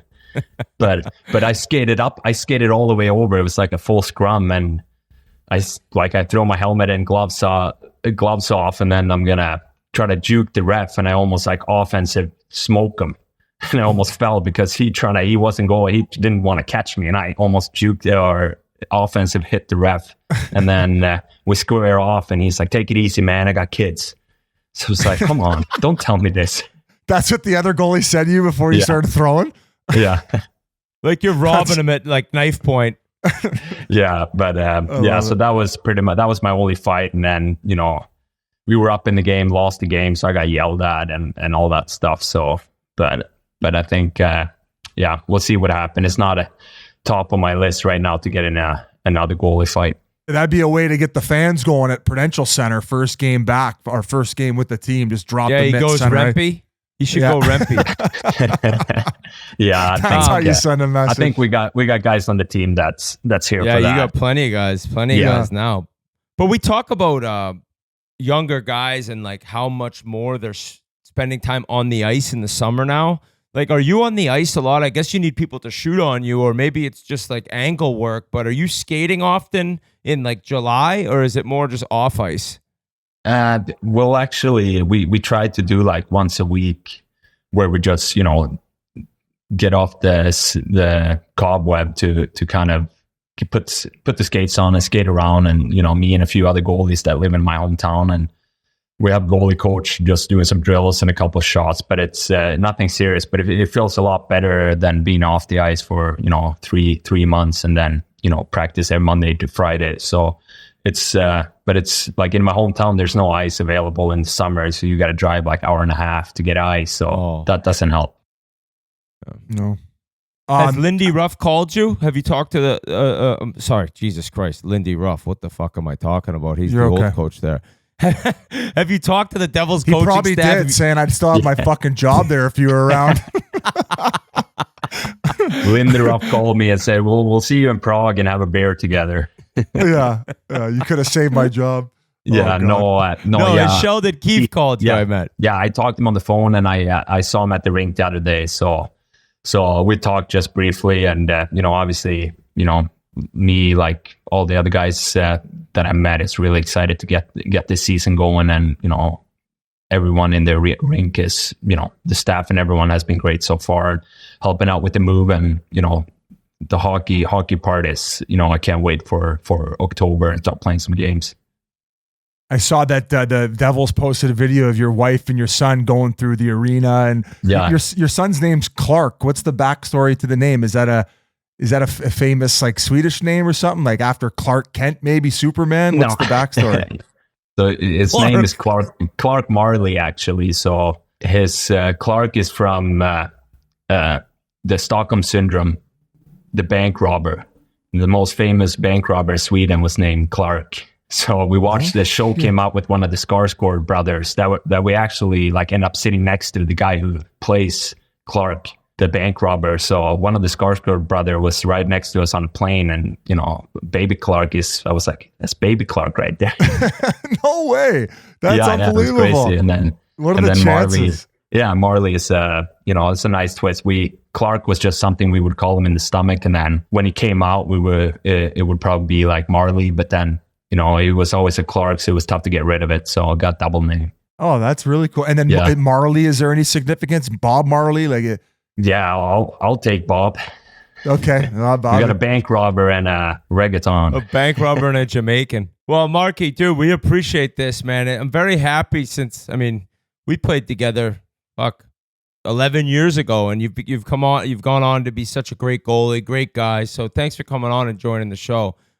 We do have Pasha here, and if you don't know about Pasha, he is a diehard Devils fan. He's a lunatic. We actually have to put a disclaimer on before he comes on the show to remind everyone how deranged of a Devils fan he is. But we were going to bring him on. He had a couple questions for you. Yeah, absolutely. Warning, the following statements are about to be made by a deranged Devils fan. The views expressed are his and his only. Take everything you hear with a grain of salt because, remember, he is a deranged Devils fan. What's up, Marky? How you doing, man? How's it going? It's going good, buddy. It's going good. I actually just got back from your neck of the woods. I was running around Stockholm with your boy Victor Eriksson for a few nights. Oh, yeah. What a treat, eh? It's a good night then. Yeah. Late night. Late nights. He knows how to be a good host. Yeah. But yeah, a couple of questions for you. So you're obviously coming into a new system, new coach, playing behind a completely new decor. Just wondering, how much do you communicate to that decor, especially since two of the guys are, Luke Hughes and Nemetz, young 20-year-olds? How much do you communicate the details that you prefer, block a shot versus let them see it, or how to play a 2-on-1, or do you kind of just let the coach handle that and adjust to that? Yeah, I think obviously the goalie and the D, you gotta work together as a unit, and it really helps. And to be a successful team, you got to have that chemistry with the D and the goalie, and everything from touches. But obviously coming in new here, it's gonna be new for them and new for me. But I think it goes pretty quick. You read off each other, and then I'll ask Luke what he wants, and then I just get in line and do what he wants. Love that. So you played with Quinn Hughes in Vancouver. Was there any sort of off-ice habits or traits that he had that you liked that you hope he passed on to his younger brothers, whether it's cooking or DJing in the room? Anything that you're hoping he passed on to his younger bros? No, just the way he plays the game is unbelievable. I think Quinn carries himself like a true professional from day one, and got the captaincy in Vancouver and the Canadian market as a young D-man, and the year he put up this year is just out of this world. So Luke got a great older brother, and I think that he can grow into that if not better. Yeah, let's hope so. Is there anything you hope that he didn't pass on to his younger bros? Any bad off-ice habits? No, I would say I don't think he has any, actually. He's pretty dialed in. He is pretty dialed in, so it's all good stuff. And when I met Jack and Luke and Quince, when I met their dad at the All-Star game in St. Louis, he said, when Jack just came up, he said, "Wait for Luke. He's the best one out of them." So love it. Yeah. So obviously playing in the what's up, roommate? we're in a hotel in Santa What are you guys Barbara doing right there? Now, Pasha's got to pay for play over. Yeah, Jesus, just blew the cover. A little fluffer. So playing in the West, obviously you haven't faced a lot of these guys that often, but from your limited experience from them, who do you think has the most deceptive release on the team? Who's going to be torturing the most in practice? I don't know. I'm kind of waiting right now. Jesper Brack came in here. He's really the Swedish bias. I knew that was coming. Yeah, but he, the still waiting for the Hughes brother and a few other guys to come in. But right now I'm doing most just goalie work and giving the guys a few days to prepare for before I get in the net, or prepare myself before I get peppered with shots. So I got to take care of the body now. I'm not that young, so I gotta save it. It's still early. Earlier, you had mentioned how the shooters nowadays are so crafty and shooting from behind the net and stuff. So, as you know, Jack Hughes is one of the best in the league at that. So you got to keep your head up in practice. He might be ringing a few off your noggin. Oh, here we go. Yeah, we'll see about that. I'll do the do the two-hand full chop here, but the tomahawk throw with the stick. But no, practice, I always tell the guys that I'm wearing a helmet in practice, so if you're trying to get better and try to shoot to score, that's fine. And then it all depends, obviously, the age of whoever shoots it. If it's an older guy, that's fine. If it's younger, that's get a little more leeway. Yeah. Yeah. Awesome. Well, I'll leave you with one last question. What do you plan on doing in Sweden with your day with the Cup? I am just built a house and we're doing a plateau on the dock. So nice. I got a new house and a new boat that's perfect for an event like that. It's a great question. Are you still Biz? This guy can smash a golf ball. Oh, can he? Oh, dude, me and him, we used to just go play. Remember that quarry course in San Antonio? Amazing. You still play a lot in the off seasons? No, really? No, yeah, I maybe play like 3 or 4 times. You got married and a kid. Married and a kid. Priorities. Attaboy. Tennis takes an hour. Paddle tennis takes like an hour and a half, and golf takes 6 hours if you play the whole 19. Exactly. So Agreed. Exactly. It's too much of a time investment. Well, Yeah, Marky, we yeah. can't thank you enough for hopping on. Obviously, expectations are high in New Jersey. Great young team. All they needed was a goaltender. Insert yourself, and you guys got a lot to look forward to with that young group. So best of luck this year. We'd love to get you back on, especially if you win that Stanley Cup, like Jock Sniffer Pasha says over here. Yeah. Thanks for having me, guys, and always a pleasure. Good to see you and good to talk to you again. And I appreciate the support. I keep an eye on you guys. Make sure you guys behave, and Biz, take care of the panel there, and Hank especially. I will. And you know what, actually, Marky, I got to ask you one more because we'd be remiss if we didn't. Obviously, a terrible tragedy with the Gaudreau brothers. You got to play with Johnny, an incredible soul.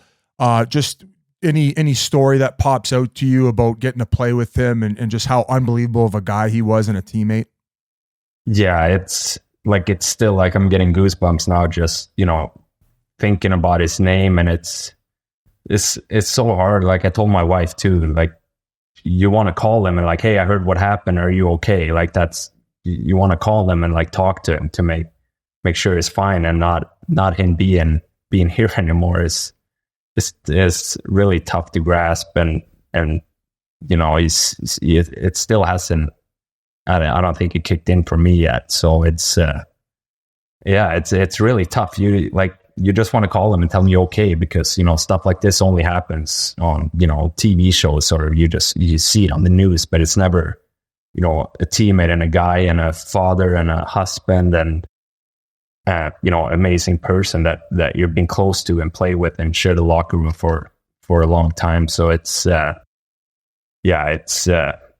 feel for the families and what they're going through now. I cannot imagine, but, Johnny was, he was quiet in the room and, did everything right on the ice. And he was an amazing person, an amazing player. And, I can only imagine that, Matthew was the same way. So, all the love that they're getting. And I hope the family can, take in a little bit in these hard times, that all the support and love they're getting from fans from every team and, people around the world, literally. All right. Thank you so much, Marky, for that. Thanks, Marky. Thanks, guys. What up, guys? Before we go any further, we need to talk about Jackpocket. We're very excited to introduce our new sponsor, Jackpocket, America's #1 lottery app. Jackpocket makes it easier than ever to order national and state lottery tickets right on your phone for a chance to win big. Mega Millions is currently over $500 million, and over $540 million in lottery prizes have already been won on Jackpocket. New customers, use code PUCK, P-U-C-K, that's PUCK, and you'll get your first ticket free. Download the Jackpocket today and use code PUCK. Jackpocket, America's #1 lottery app and official partner of Barstool Sports. Thank you so much to Jacob Markstrom. What an amazing guy. Awesome career. I think we're going to see a very special season from him with the New Jersey Devils, our next team on the Metro Preview. And look who we got with us. Pasha. Put up the warning, folks. Put up the special warning. This sicko's here. And as much as it pains me to say, I am more excited to watch the New Jersey Devils play hockey this year than I've ever been in my life. Besides the Edmonton Oilers, I think this is going to be must-viewing TV. Quickly before we go to Pasha, they got rid of Lindy Ruff. They brought in Sheldon Keefe. They brought in Markstrom, Paul Carter from Vegas, Brendan Dillon, Brett Pesce on the back end, Stefan Noesen from Carolina, Thomas Tatar, and this team, after finishing 7th in the division with an injury-riddled, horrible campaign, looks to bounce back, and I think we got a special season coming at the Prudential Building. Pasha, what do you got, buddy? Whoa. Roll the disclaimer. Warning, the following statements are about to be made by a deranged Devils fan. The views expressed are his and his only. Take everything you hear with a grain of salt because, remember, he is a deranged Devils fan. What's up, fellas? Thanks for having me. I'm excited to be here and talk Devils. And like you said, Whit, I haven't been this excited for a Devils season in a long time. This is, before we even get into the additions and all that, I think the biggest addition this team's going to see is just getting healthy bodies back. They were without their number one D-man, Hamilton, all year. Jack missed a month and a half, and then even when he was there, he wasn't healthy. Timo missed a month. Hischier missed a month. So I think just getting those guys alone, let alone what they added on top, is going to take this team to great, great places. My thing with this team is that I love the roster. I think the fact that you now have Dillon and you now have Pesce, like these defensively responsible, penalty-killing, tougher players. Hamilton coming back feels like a new signing because of how good he is on the power play. Luke Hughes was dominant for a lot of the season offensively.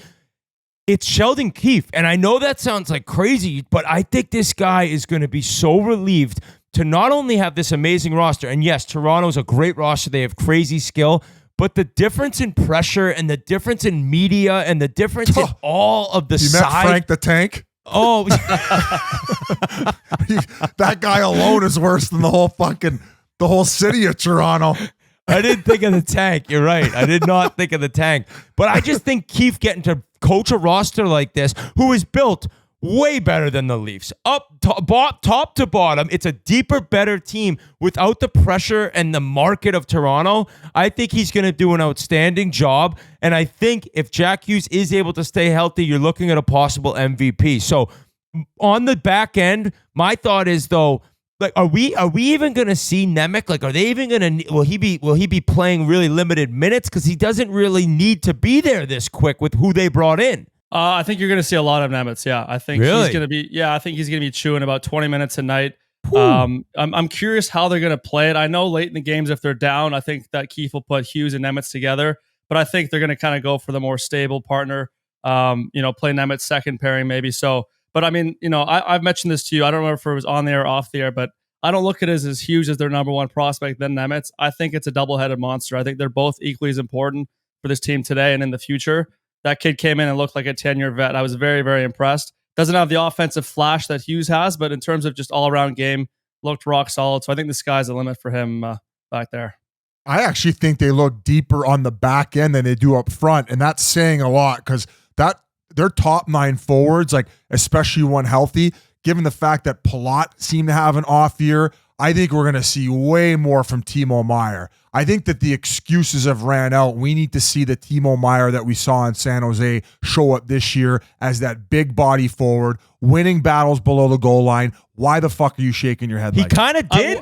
Well, that's Second the thing. half. Call it excuses all you want. Lindy had him buried third line on the off wing, no power play one, and he was playing with like a double ACL injury. You look at what happened when the new coach, Travis Green, came in, put him on power play one, and he was healthy. He had 19 goals in the last 27 games of the year. He was back to be, I think only Kaprizov and someone else had more goals. So he was back to being the Timo that we saw in San Jose. Fresh start, new coach. If he continues that pace, he's going to shut a lot of haters up. And what about, do you agree with me that you think that they look almost deeper on the back end than they do up front at this point? Yeah, I agree. I think that I think they still need sort of one score, which they can address at the deadline. That's why I don't love the move to give up on Holtz, especially now that Lindy's gone. Lindy and Holtz just didn't see eye to eye. I would have liked to see Holtz get a crack under a new coach because that's exactly what's kind of missing in their top 9 as a sniper to fully fill that role last year. So don't love that move. But I agree. I think their decor, especially on the right side, is one of the best in the league, and right side specifically, maybe the best in the league. My question is, with all the excitement about this season, one thing that's lingering is Dawson Mercer and his contract. And this is the guy who's never missed a game. I mean, like back to back to back, 82 game seasons. Took a dip, obviously, last year, as everyone did, without line mates, without health, and all the issues that the team dealt with. But what do you think's going to happen? Like, is this a bridge deal? It seems like it has to be with the money that's tied up. But what will he sign for? Will he sign in time? Like, what are you hearing? Yeah. I mean, listen, I don't know the guy, but I really can't see him being a holdout type of guy. You know, he's a good old, new feet Canadian team first guy. I think he'll sign for about 4 years, maybe 4 times 3, something like that, or sorry, 4 million, 3 years type of bridge deal. Like you said, they can't afford to give him anything higher with their cap situation. And like you said, he's got a lot to prove. He's shown flashes of brilliance early in his career. And then last year, you would like to see a lot more than he had to give, but I think he's a really versatile player and a player that's kind of is a playoff type player. He's really hungry around the net, really good at winning net front battles. So I still have a lot of faith in him. I think he's going to be good. And would I like to kind of buy low and sign him on a long-term deal right now? I would, but they don't really have the cap space to kind of do that. So, we'll see what happens, but I think he's there day one, game one. On a scale from 1 to 10, 10 being the throat goat, how hard are you going to gargle Jack Hughes' nutsack this year? I think his play is gonna speak for itself. I don't think there's any gargling needed. I think he's got that shoulder surgery now. That was kind of a lingering thing. Now and then another shoulder injury, kind of resisting getting surgery. But now that he's come in with that bionic shoulder, I think he's going to cruise to 100 points. He's going to be a Hart finalist. I think he's going to do all the talking, and I'm just going to be sitting in the background smirking, and once in a while send a little tweet in that group chat just to rattle wit. As we're on that subject, the 100-point bet, is this the final season of it? Yes, is that still the final a thing? season. This is the third and final year. Yep. Is there a and buyout a reminder, offer? I said I'd give this guy $2,500 last year when Hughes came out of the gates as the MVP favorite through the first 15 games, whatever it was, and he's such a dickhead he wouldn't take it. So like I'm not rooting for him to get 100 points. I actually love watching. Probably top 5 most enjoyable player to watch. It's so easy for him. He glides, his vision, everything you need in a superstar besides the ability to stay healthy. But it seems as though he's good to go. And it seems like the one injury that kept coming up was the shoulder, and it's now been fixed. So if he can get off to a start like he did last year, and Brat was awesome. Like no complaints out of all the people who had off years. Brat was awesome. It is a smaller team. I think that's why Biz mentions Meyer needs to be that horse. He needs to be that guy that's down low dominating, because it is a lot of kind of playing on the outside, which they're able to do because of the skill. Power play is going to be enormous. I see no reason they couldn't be a top 5 power play in the league. And the good thing is, while bringing in Markstrom, you still have Jake Allen. Like, this is a two-headed monster, and they have not had goaltending in so long. Like, talk about a GM too being criticized for not addressing goaltending, and then with those 2 moves, like Fitzy's done everything he can. Like, he's fucking done a tremendous job about addressing any type of issue that they needed to address. I agree. Yeah. I think he's checked every box. Like I said, if I had to say one more need, a top 6, top 9 scoring guy that can finish, but they can get that at the deadline. And if there is one knock on the team, like you said, Whit, it is size. But I mean, when Colorado won the Cup the other year, they were the smallest team in the league. The size help, yes, but I wouldn't necessarily say that's going to hold them back from a Cup. If you're speedy and you're hounding pucks, well, size, yeah. With the if you're looking at daily face-off and the current roster they have, but they do have Curtis McDermott if they are getting pushed around that they can insert in the lineup. I don't want to say he's a liability, but he'll play limited minutes. There are other rumblings about them potentially signing Milan Lucic. How do you feel about that, bringing him in order to bring a little bit of toughness to protect those small forwards? Yeah, I think we were on a call when we saw Staff's report that he did sign a PTO with the Devils, and right away I said I don't like it. Lucic is a hell of a player, but his time has come and gone, and he doesn't fit in on a team that's this fast. So they traded Holtz for that Paul Cotter, who admittedly I don't know a lot about, but he seems like the kind of guy who's a really big body, but that can also skate and has a decent set of hands. So I think Cotter's going to contribute in that way. But yeah, Lucic ain't the answer. He's not the answer. So you're happy with this Cotter? Like I said, I don't love the trade, and just I would have loved to see Holtz get a fresh start under a new coach. But in terms of stylistically, I do think Cotter can be a much needed addition. And then Witt's brought it up 100 times. Adding Stefan Nason he started his career in Jersey, and just kind of getting that net front presence, getting the gritty goals, which the Devils kind of really missed last year. So I think those guys add some good muscle, but muscle that can play. Whereas Lucic now, with all due respect, you just can't really keep up in today's NHL. Biz, do you think having McDermott there is enough to have this team not get pushed around? Because if there's one thing, okay, all right, because he's willing and as tough as anyone. So I guess you're just looking at playing against the Devils. You're like, we got to beat the shit out of this team. It just helps when you have a guy who's able to even play 12 to 15 minutes a night who can handle that role. It's difficult because a lot of teams, like speaking from experience, when you're a little bit one-dimensional at that NHL level like McDermott is, where he's being inserted for that toughness and he's probably going to play 5 minutes, it just makes it a little bit more difficult. But like you said, if you're happy enough with that Cotter and from a modern day standpoint have enough pushback, then I think you're good. And from regular season standpoint, you need a guy like McDermott in the lineup, probably 15, 20 games. It just so happens, though, that division in general, I mean, you got Rempe across the way, and there's a few other guys. So it's definitely much needed. I think that having Luch around too wouldn't hurt.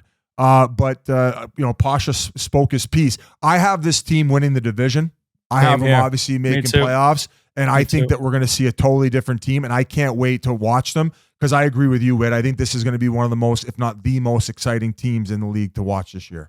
I have them winning the division as well. I think Rangers, Devils, they're always great games to watch. This year, it's going to be outstanding. I have the Rangers finishing second, and it's going to be some incredible battles. Murr, what do you got before we kick off this pigeon? And the fact we have to talk this nice about the Devils makes me sick. I don't want to do this. I hate this guy, but I do like this team a lot.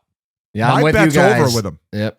First in the division. Don't forget about Brandon Dillon on the back end too. Some muscle, some size, 6'4". So he's out there laying the body. He plays a pretty tough style most nights. So I got to mention. Sorry to cut you off, Morales. Thomas Tatar, bringing him back. I know you guys love it when I go under the hood, but 2 seasons ago, done much, dude. 2 seasons ago, when him and Heischer were playing together all year, their Corsi expected goals for whatever was top 10 in the league. So they have a lot of chemistry. He's a sneaky little kind of re-add from a couple years ago. So if he could do what he did 2 years ago, he's a huge part of that Last team. year was, Seattle wasn't great, but we'll see. We'll see. Pasha, get out of here. Get out of here. And you still owe us a pierced eyebrow, as Grinelli mentions in the chat. So thanks for having me. And Sheldon Keefe, Jack Adams finalist, Timo Meyer. Get out of here. Leave. Knock him off, G. Yeah, there we go. I like that call, Pasha. Sheldon Keefe for the Jack Adams. I don't mind that one at all. I do think it's going to be such a relief for that guy being out of the fishbowl and still with a wagon of a team. Awesome hire by Fitzy. And we're going across the Hudson. And we're going to the last year's division champs, the New York Rangers, guys. I think it's a weird year in New York. I think one question mark is that Shesterkin could have signed him an extension this summer, similar to how Leon just signed. That didn't happen. Obviously, he's going to want an enormous amount of money, but he is that good where you got to pay him whatever he wants. The departures, we got Barclay Goudreau is claimed off waivers by San Jose. Eric Gustafsson lost to free agency. Apparently, Zach Jones could fill his role. Sam Carrick is gone, along with Wenberg and Roslovic. They were rentals. Additions, pretty much just Riley Smith. Pittsburgh came over from Pittsburgh off year. I thought he'd do well in Pittsburgh after the Stanley Cup winning season in Vegas.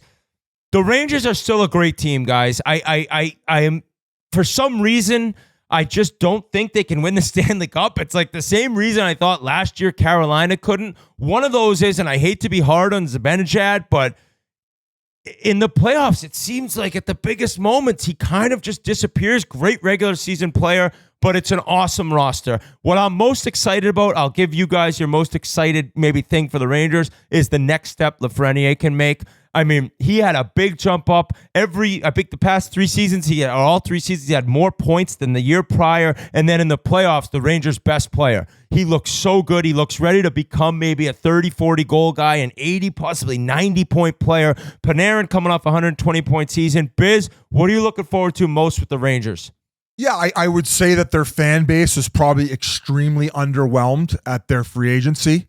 And then obviously the topic of conversation, what ends up happening with Trouba That's a lot of money on the books for a guy that it seems like they no longer want there. That's going to be very tricky in managing that situation.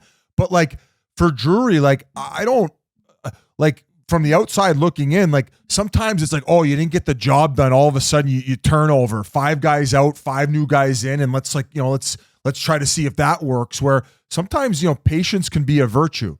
So let's see if this aging core group, now the window obviously from year to year is closing, right? And they're relying heavily on goaltending. So let's see how the season gets going. And let's see with this patience that they've provided, not even from not making moves in the offseason other than bringing in Riley Smith, like can Capo Caco can he step up?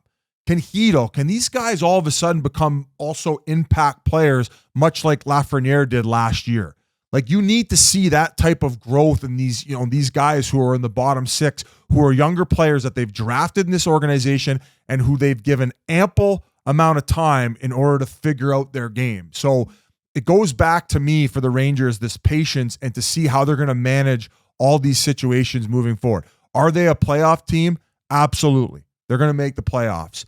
But I don't see them winning a Stanley Cup with this current roster, especially from what I saw last year from these other guys who are going to have to contribute. Like you just talked about Barclay Goudreau and them getting rid of him off waivers. Like he was one of their better guys in playoffs. Like he was, if you look through their forward group, he was probably one of the probably top 6 most impactful forwards that they had. Scored some big goals. I want to see finish playoffs with 5 or 6 goals. So still really like their back end. Goaltending's great top 6. Just very much on your program if this is not a Stanley Cup winning team. And I misspoke. I was reading my notes. They brought Sam Carrick in. He finished the season with Edmonton. I do like that. If he's going to be 4th line center and Rempe's on the wing, Carrick will chuck him as well. Hard-nosed player, but I misspoke saying he was a departure. He was actually an addition. Riley Smith is a question mark. Like I just mentioned, I thought he'd be great in Pittsburgh. Let's see what he could do. As you mentioned, Biz, the daily face-off line combinations, they have him up at first line right wing with Benajad. Do you know what I'm saying about Mika Merles? Yeah. Like in regular season, he goes real hot. He can run a little cold. He's streaky. And then in the playoffs, Rangers fans are like, where is he? This is your first line guy. I would say outside of power play, he seems to get exposed a little bit come playoff time. I don't think that the boots are there. His lack of speed bursts and what he provides from an overall 200-foot game, I just don't think it's where it needs to be if you're looking to win a Stanley Cup. That's no knock on this guy. How many times has he scored 35, 40 goals like in a season? Like he is he's an automatic 30-goal guy every year. He's gotten well, that's the thing is like in the regular season, you're playing a different team each night, so you get those power play looks where you get into a 6-7 game series where that penalty kill is really like dialed in, knows exactly your tendencies, and he seems to get shut down a little more in the playoffs when it also gets a lot tougher to score goals, and then he's not the most sandpaper type of player. He likes to play on the perimeter. He likes to score from the outside, Now, here's the thing. I think fans of Miko would probably be chirping us right now. Like, he had 16 points in 16 games in the playoffs, and that, to me, is the perfect example of, like, you cannot just look at the stat sheet. He had 3 goals in 16 games, but the energy, and as Biz mentions, like, getting in the zone quickly. I mean, you remember the turnover he had, and it's just one thing where, like, this is a guy, and Biz, he's got 30 goals 3 times. He had 30 once, he had 39, he had 40 once. He's had a 29-goal season. So he had a 26 goals, 72 points last year. But like then you look at Trocheck, who was awesome season last year. Kreider is the consistent factor of like this guy is going to be an absolute dog getting the puck back in the offensive zone. He's in front of the net. He's got that jam. So this is still no doubt a playoff team, and no doubt a team that coming to the deadline, they'll be looking to make additions and there'll be discussions. Can the Rangers win the Cup? With Shesterkin playing the way that he has, they could win the Stanley Cup, right? That is not a crazy thought. When you have a goalie that is that good, it just seems like there's always a team that's a little deeper, a little quicker, and I don't know if the Rangers can do it, but I have them in the playoffs. I think it's another fun year at Madison Square Garden. It's just, can they continue to build these young guys' games? Like Kakko, is Kakko really a lost cause? Like it was a second overall pick. It's like And then Heedle's the scary part of him is the concussions. We saw him almost get rushed back. I thought, can he pop off this season? That's what they'll need to happen to see them. But I do love the D, as you mentioned, Biz. I love Keandre Miller. Adam Fox was injured in the playoffs. He'll probably come back with a monster season. So a great team and similar to Carolina in my mind. Yeah, I got them probably being second in the division. But I have one question for you, Biz. I was on the DraftKings Sportsbook all week looking at stuff. Rempe over under 2.5 goals this year. What are you taking? That's what it is. I think that Rempe is going to get 4 goals this year. I got him going over. I love what you the just over said. there. Yeah, I think he's going to 2.5. see. I think they're going to play him a little bit more as well. I think that he's been working hard this summer, not only developing more fighting skills, but he's not a bad skater. Like maybe turning and in small areas, sometimes it gets a little. But when he gets those first few steps going and he gains speed, he can fucking move out there. So I would imagine I think that he actually moved to Connecticut and he's training with Kreider and a few other guys. So I think that that's going to be a big impact on him, and I'm excited to see the rise of him. And man, it's like a Jeremy Lin type situation. He's a household name now in New York. Like he probably can't go anywhere. So this will be an interesting season, and I won't be hating on the Rangers as much as I have in the past, unless their obnoxious fan base starts barking again. All right, well, we're moving on then to Washington. In one of the craziest seasons I can ever remember, I believe finished close to minus 40 in goals differential.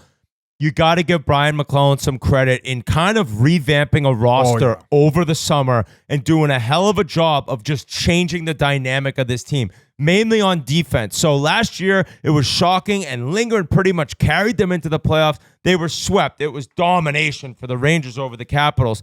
But Kemper was traded away. Nick Jensen was traded for Jacob Chychrun, which a lot of people... kind of a head-scratching move. Chychrun's 8 years younger than him, a better player, and Chychrun had fetched I believe, a first and 2 second rounders when he was traded to Ottawa, and then they end up trading him 1-for-1 for Nick Jensen, who's 34 years old. So a weird move there, a move that could help out the Capitals a ton. They also brought in Matt Roy, who's a hell of a defenseman from the LA Kings. Mangiapane from Calgary, who's always around the puck, good in front of the net. Logan Thompson comes over from Vegas. Brandon Duhaime, who was with Minnesota and Colorado, a hard motherfucker to play against. He's nails. And then Taylor Radish comes over.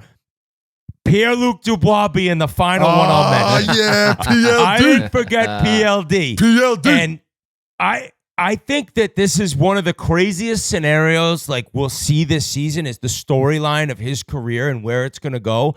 Because you talk Last Chance Saloon and what's going to happen. Like, dude, this guy got to LA and he signed the huge ticket and he didn't want to be in Columbus and he didn't want to be in Winnipeg. And then he goes to LA and maybe the most chirped player in the league by pundits and fans alike last season because the effort level was so crazy that apparently Biz texted the group chat that Rob Blake was out on the ice. This was the craziest fucking thing that I read. Now, I read it on Twitter. I hadn't gotten to that part in 32 Thoughts to see if Elliott actually said it.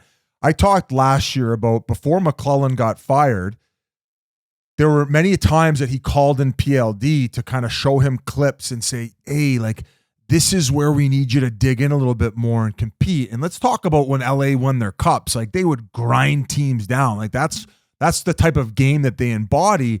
And you know, after the first meeting McClellan had with him and thought that he broke through with him because apparently PLD's a great guy and he was very responsive in the interview.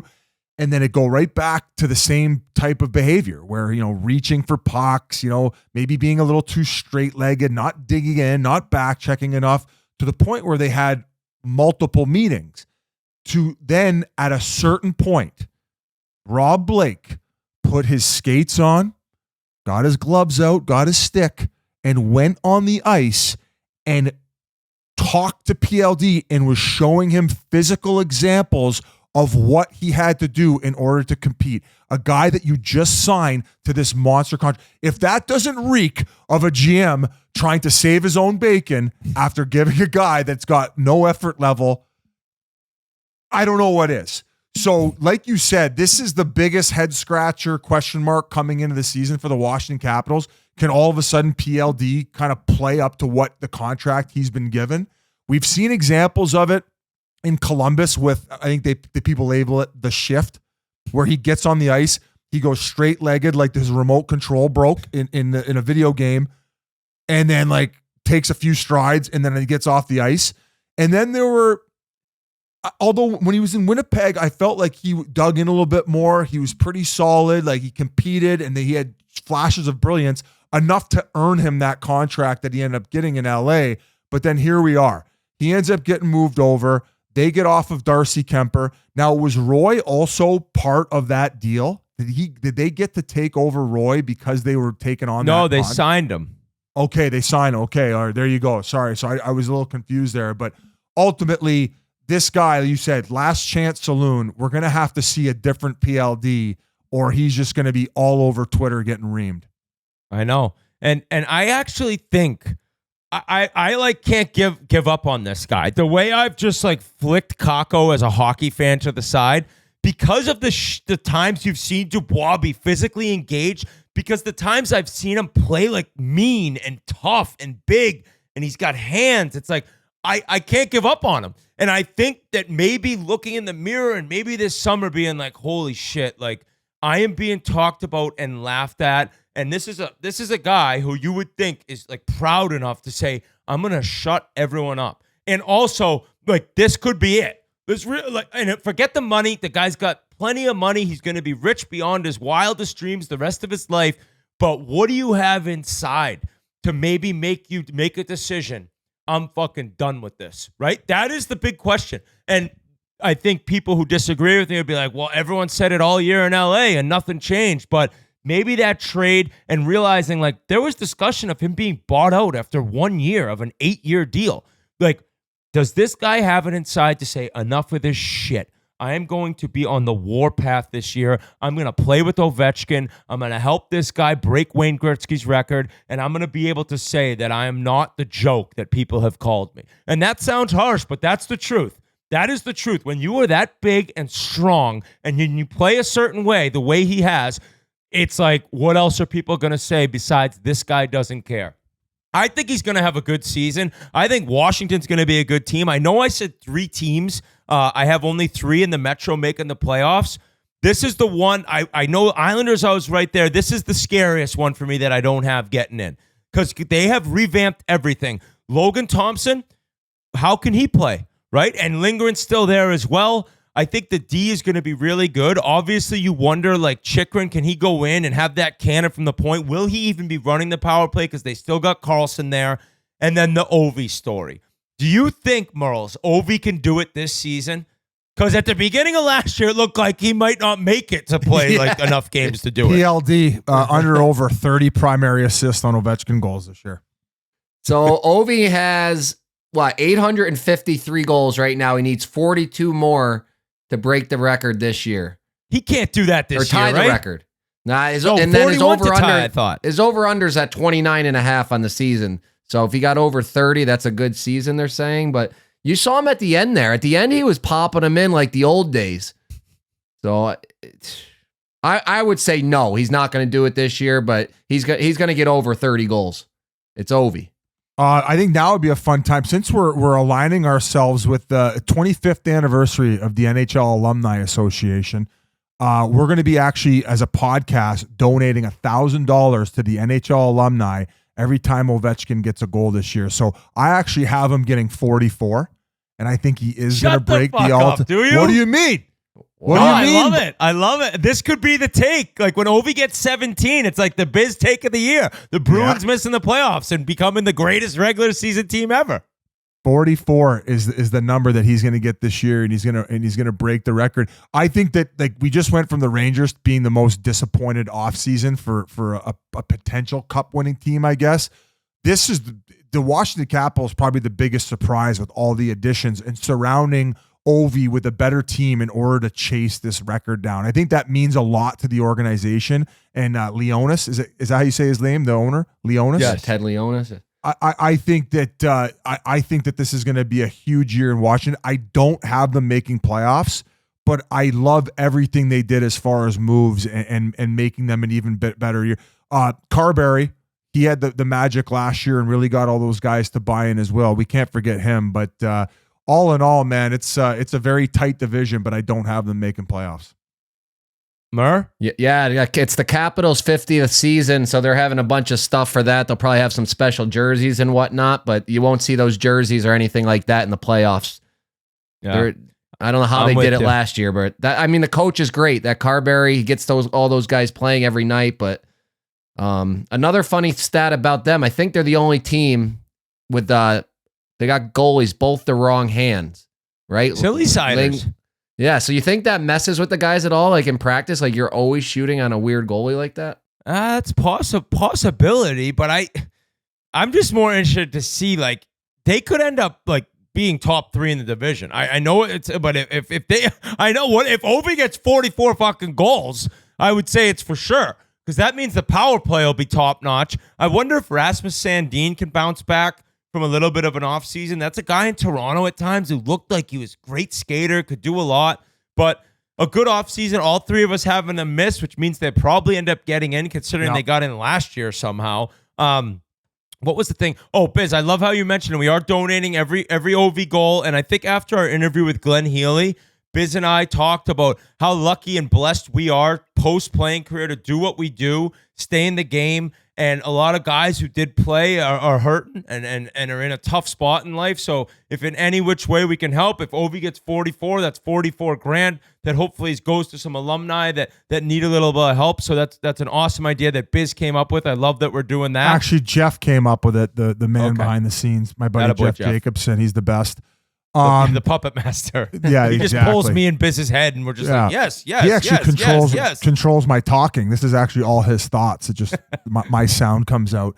But like you said, Whit, they've done so much work to help former players, and I think that after Healy came on the second time when we interviewed him at the NHL All-Star Game in Toronto this year, I think they said they had like 30, 40 former players reach out for help. And sometimes it's maybe guys are a little bit embarrassed or a little reluctant in order to, be a little bit vulnerable and reach out for that type of help. So if you are a former player, to any regard, reach out to them, and they have so many resources and growing resources there to help for whether you're dealing with addiction or whatever it may be. Like it doesn't even Gretz need to wants to help a lot as well, which is great. Heels mentioned how much he matters to this entire thing, and I love what you're saying. If you're listening right now and you played this in the NHL, you call Glenn Healy, he'll talk to you, and there'll be help on the way, like no doubt.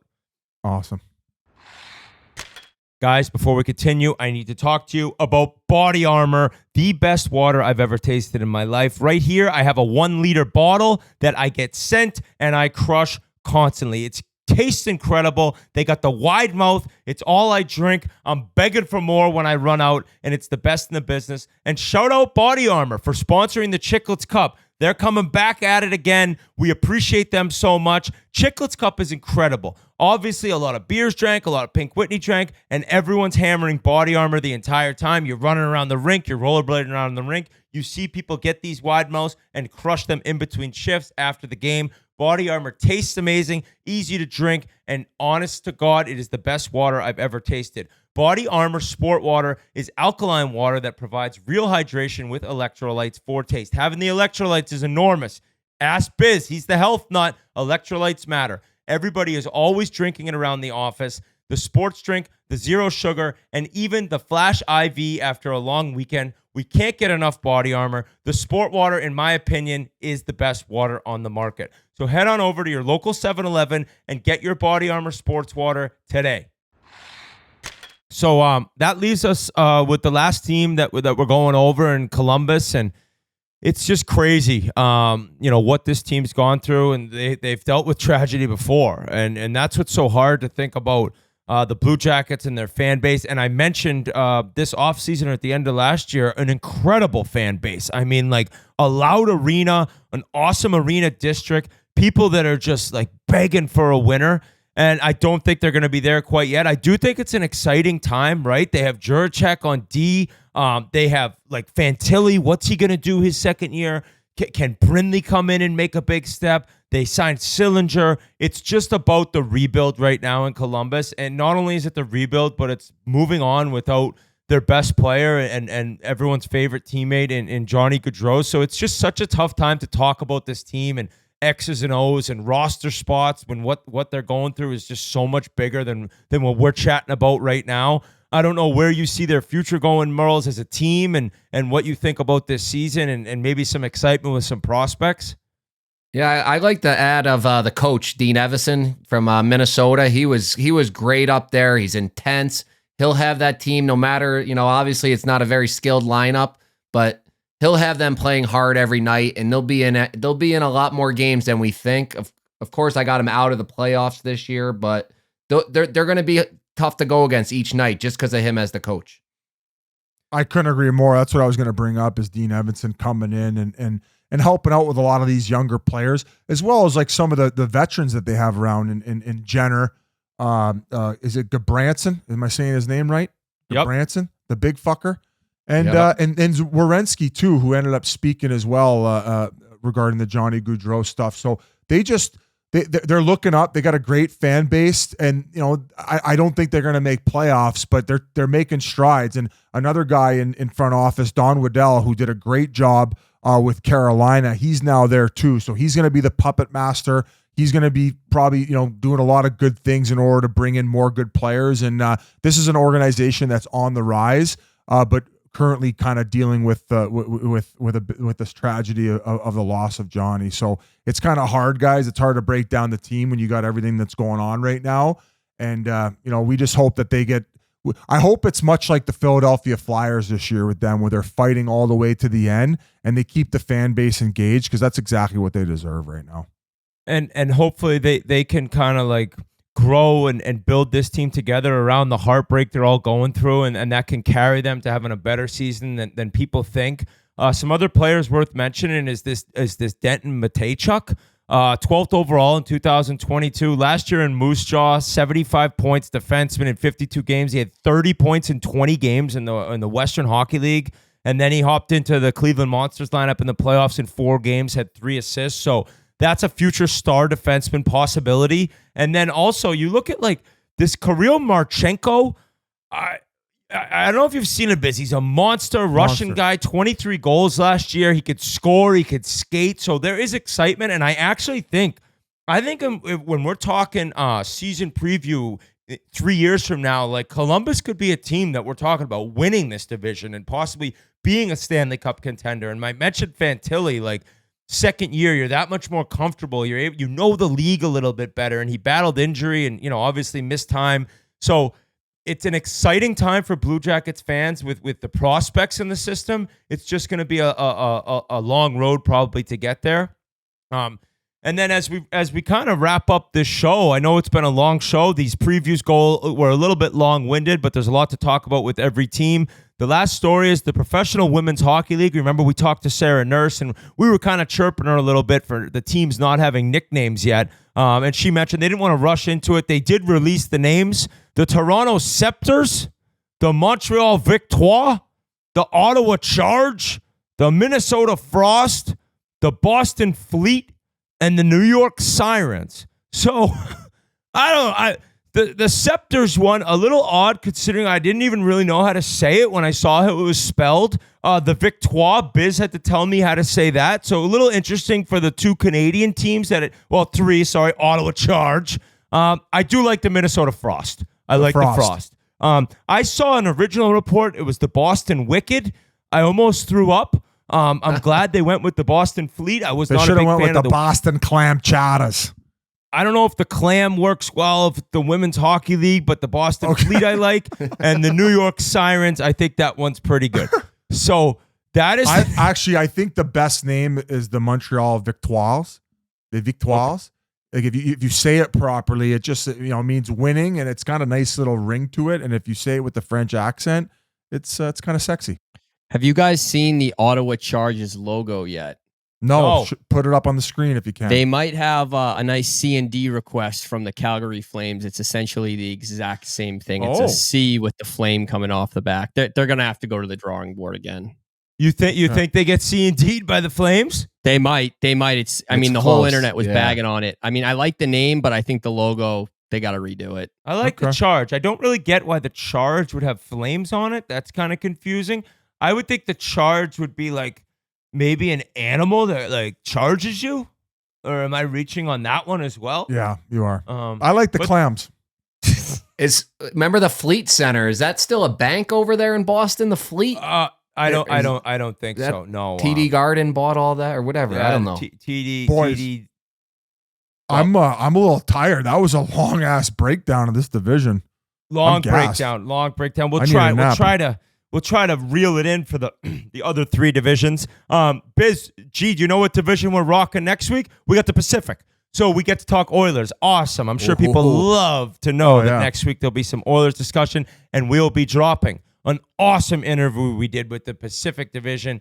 The GM of the Anaheim Ducks, Pat Verbeek, will be next week, along with the 8 teams in the Pacific. Thank you so much for listening. An amazing time seeing Merles again, seeing Army. Game Notes is going to be back to you when the season begins on Fridays. Biz, awesome job with Bedard, even though he kicked your ass. We love you all. We'll see you next Tuesday. Peace.